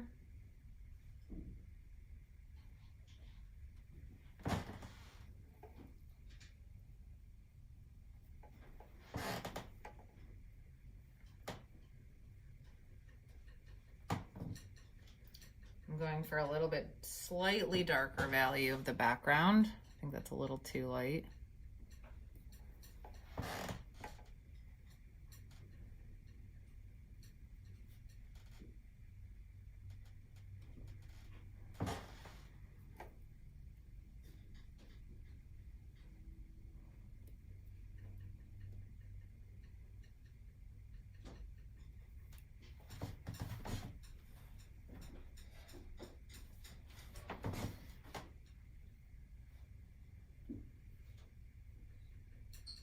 So now if I feel like I want this little note right there, I can just work it into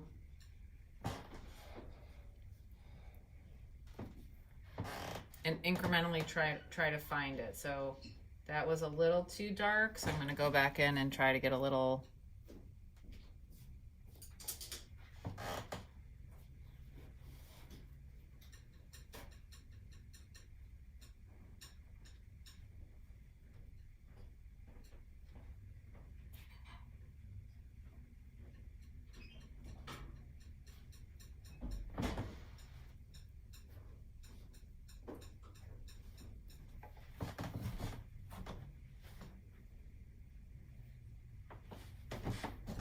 A little bit of neutral gray.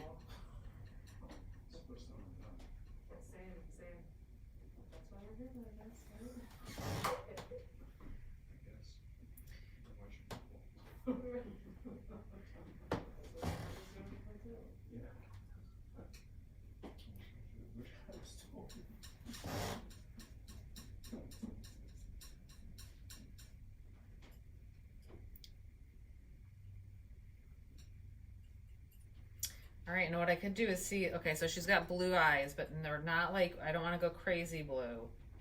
So I'm going to grab some of that neutral. It's a little bit of a cloudy neutral because I've been working a little bit of that orange into it over here, so it's not the cleanest neutral.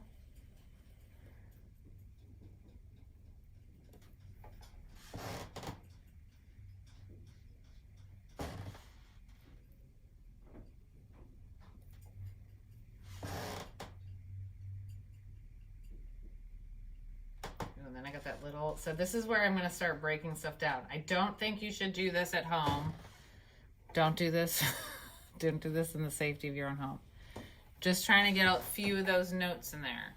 Now this is where I start like getting a little fussy and a little fidgety with the information where I'm like, ooh, I'm making a little painting. I don't totally recommend this.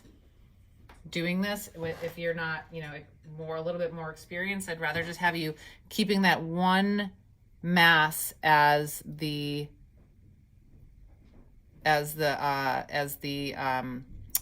grouping of the eye socket. I think that would be a better plan.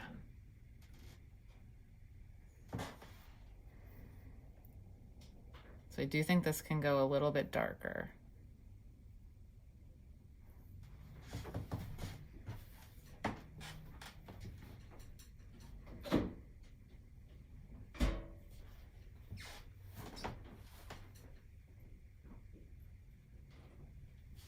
So I'm getting fussy. I'm just going to leave that. I can always come back and make adjustments later.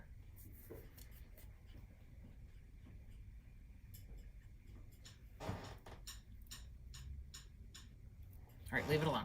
Okay. I always have to like give myself pep talks, like leave it alone. Just move on.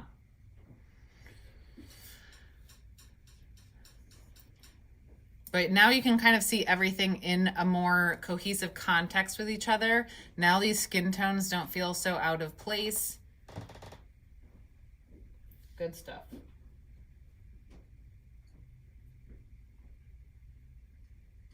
So Julie, even though the scene looks like it's outdoor, do you think it was painted indoors with, blue light, any idea on the nature of the light source, whether it be warm or cool? Oh, that's a good question. If we analyze what we're seeing, I mean, there is a pretty dramatic highlight there. So I'm a little suspicious that it's, the shadow edges are telling me it's natural light because of how soft these edges are. So it's very likely that Lefebvre probably over dramatized certain elements of it in order to, create a more appearance of what he was trying to, it's kind of like our artistic decisions that we get to make, where we change what we see so that it better suits our purposes artistically. So I do think this is natural. This has a feeling of natural light to me. So that would mean it's like a cooler light source. But he's definitely overemphasizing, I think, some of the fleshy warmth in the skin tones. And it has just a little bit more of that illustration look to it. I mean, it's something that I really enjoy, but it's just a different, look to it. Because then some of the shadows look warmer, like under her jawline. Yeah. They look reddish. Yeah. Right, but that's because whenever we have flesh bouncing light into more flesh, we're gonna be finding warmth. So that's like where we have light bouncing around in our ears. We're in light bouncing around in our eye sockets. It's flesh bouncing light up into flesh. So we're going to get much warmer statements in these areas, right? So if I had a blue fabric that was really close cropped here and the blue light was bouncing in here, you're going to tend to have cooler shadows. So it's not only just the light source that's going to impact that, it's also the surrounding environment. So red hair and fleshy skin bouncing light up into the shadows is going to really warm it up, right? So we have less of that back here. This is much grayer, and that's because we don't have this illuminating that and the color kind of amplifying within itself. And you're going to find different painters tend to have different formulas for their flesh tones. So some of them are a little bit more, formulaic. Other ones are just kind of reacting to what they're visually seeing. Different painters have different approaches, but you try to go for like what you're, this is where if you base things on relationships of what you're seeing in real life, you're going to have a pretty good relationship down. The relationships are going to tell you if it should be warm or cool or orangey versus reddish or pinkish, right? So all the relationships are working together. What I see common in Jerome is that the lighter values in the flesh are lower chroma. As the form turns, the chroma actually increases for the most part, and then the highest chroma is actually in the shadows. So there is still fluctuations of warms and cools within the flesh tones, but the general theme is that it increases chroma and then really punches chroma in the shadows. So in other instances, this is different. The forehead's going to look different than the nose. So this is much grayer than the nose just because we have a lot of blood circulating in the nose, right? So what's causing the temperature shift is not this formula, but more like the actual objects themselves are shifting those colors.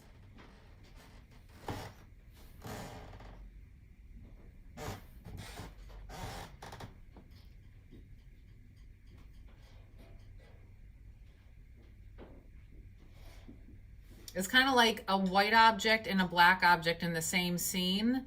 The shadows in the lights are going to be lighter than the shadows in the dark object, just because by nature they are lighter and darker than each other, right? So they each have their own kind of rule in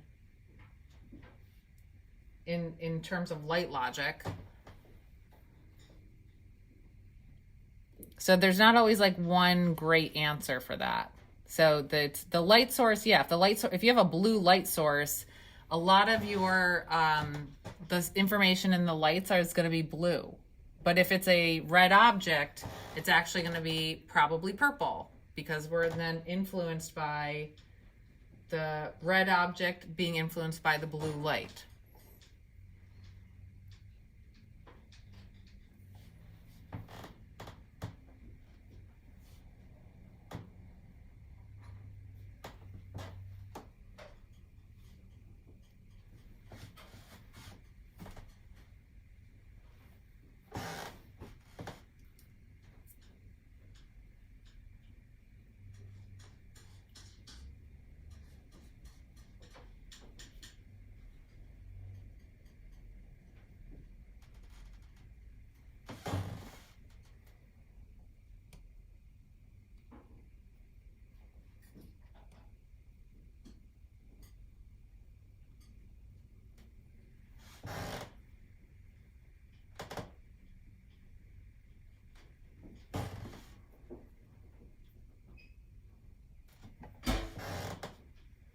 So that blue just made it way too blue.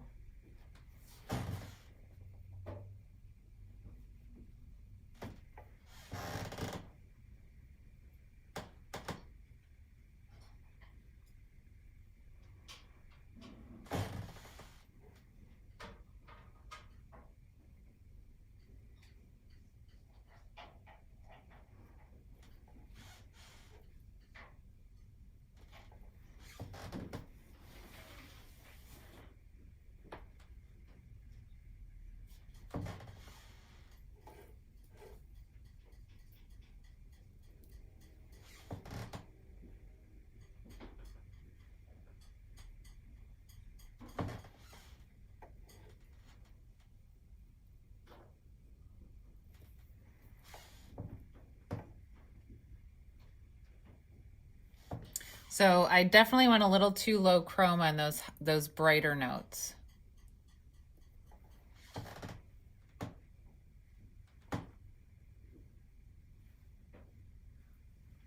So I also think that this gray I had is too gray. I need to warm it up a bit. So I'm gonna try to adjust that after the fact.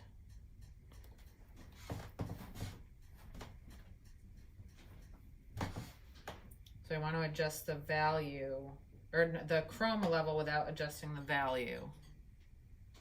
I think I went a little too, ooh, what's this? This might be good.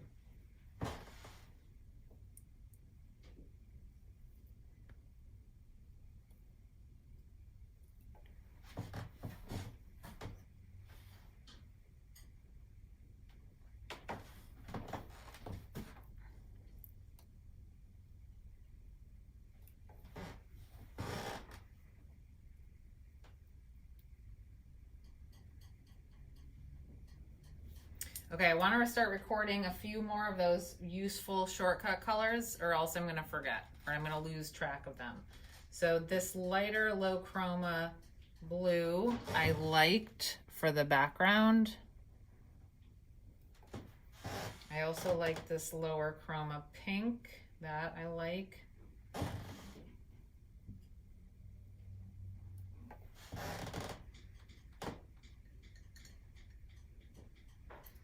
That yellow seems pretty solid, so I'm going to document that as well. I'm going to put that actually next to my green.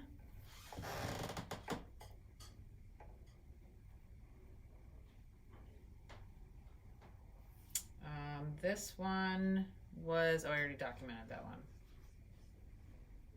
This one was useful too. So this was more of a dark orange value.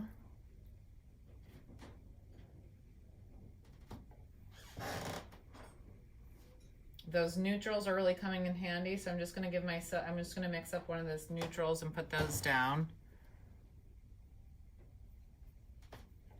Like that looks so blue next to that orange, but it's just a true neutral.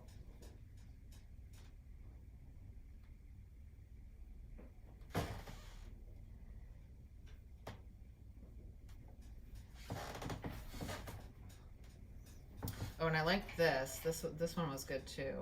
Do I already have this one? Is that one? No, it's not.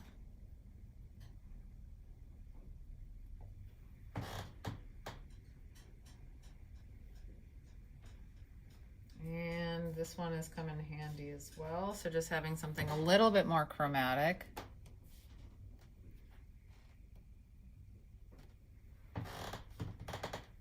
And I also liked this one.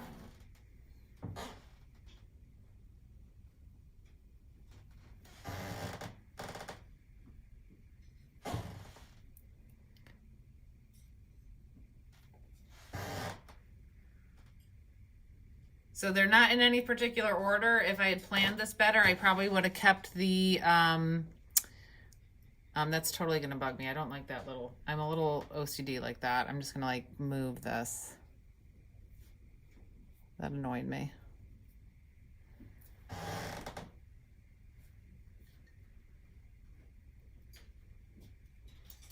just put that down at the bottom.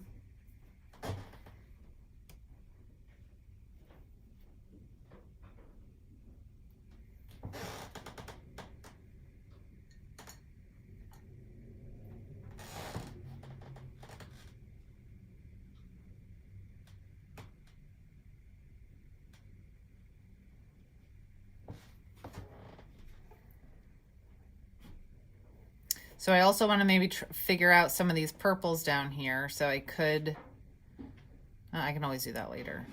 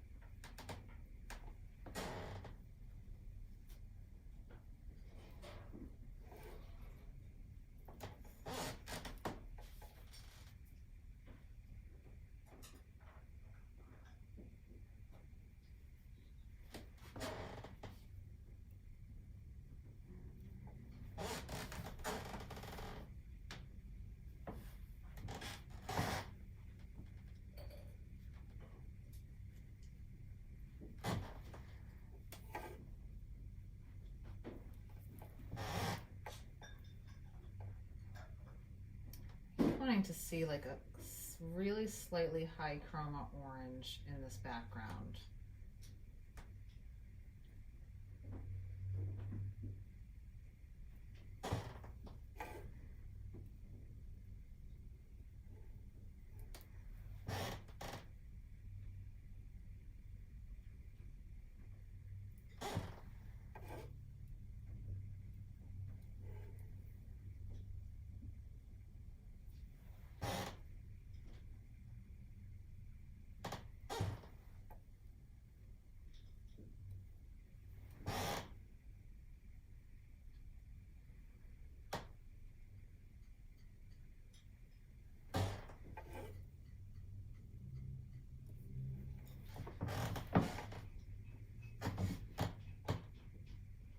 So you can see I'm making much more rapid fire decisions because I'm less verbalizing them and just reacting.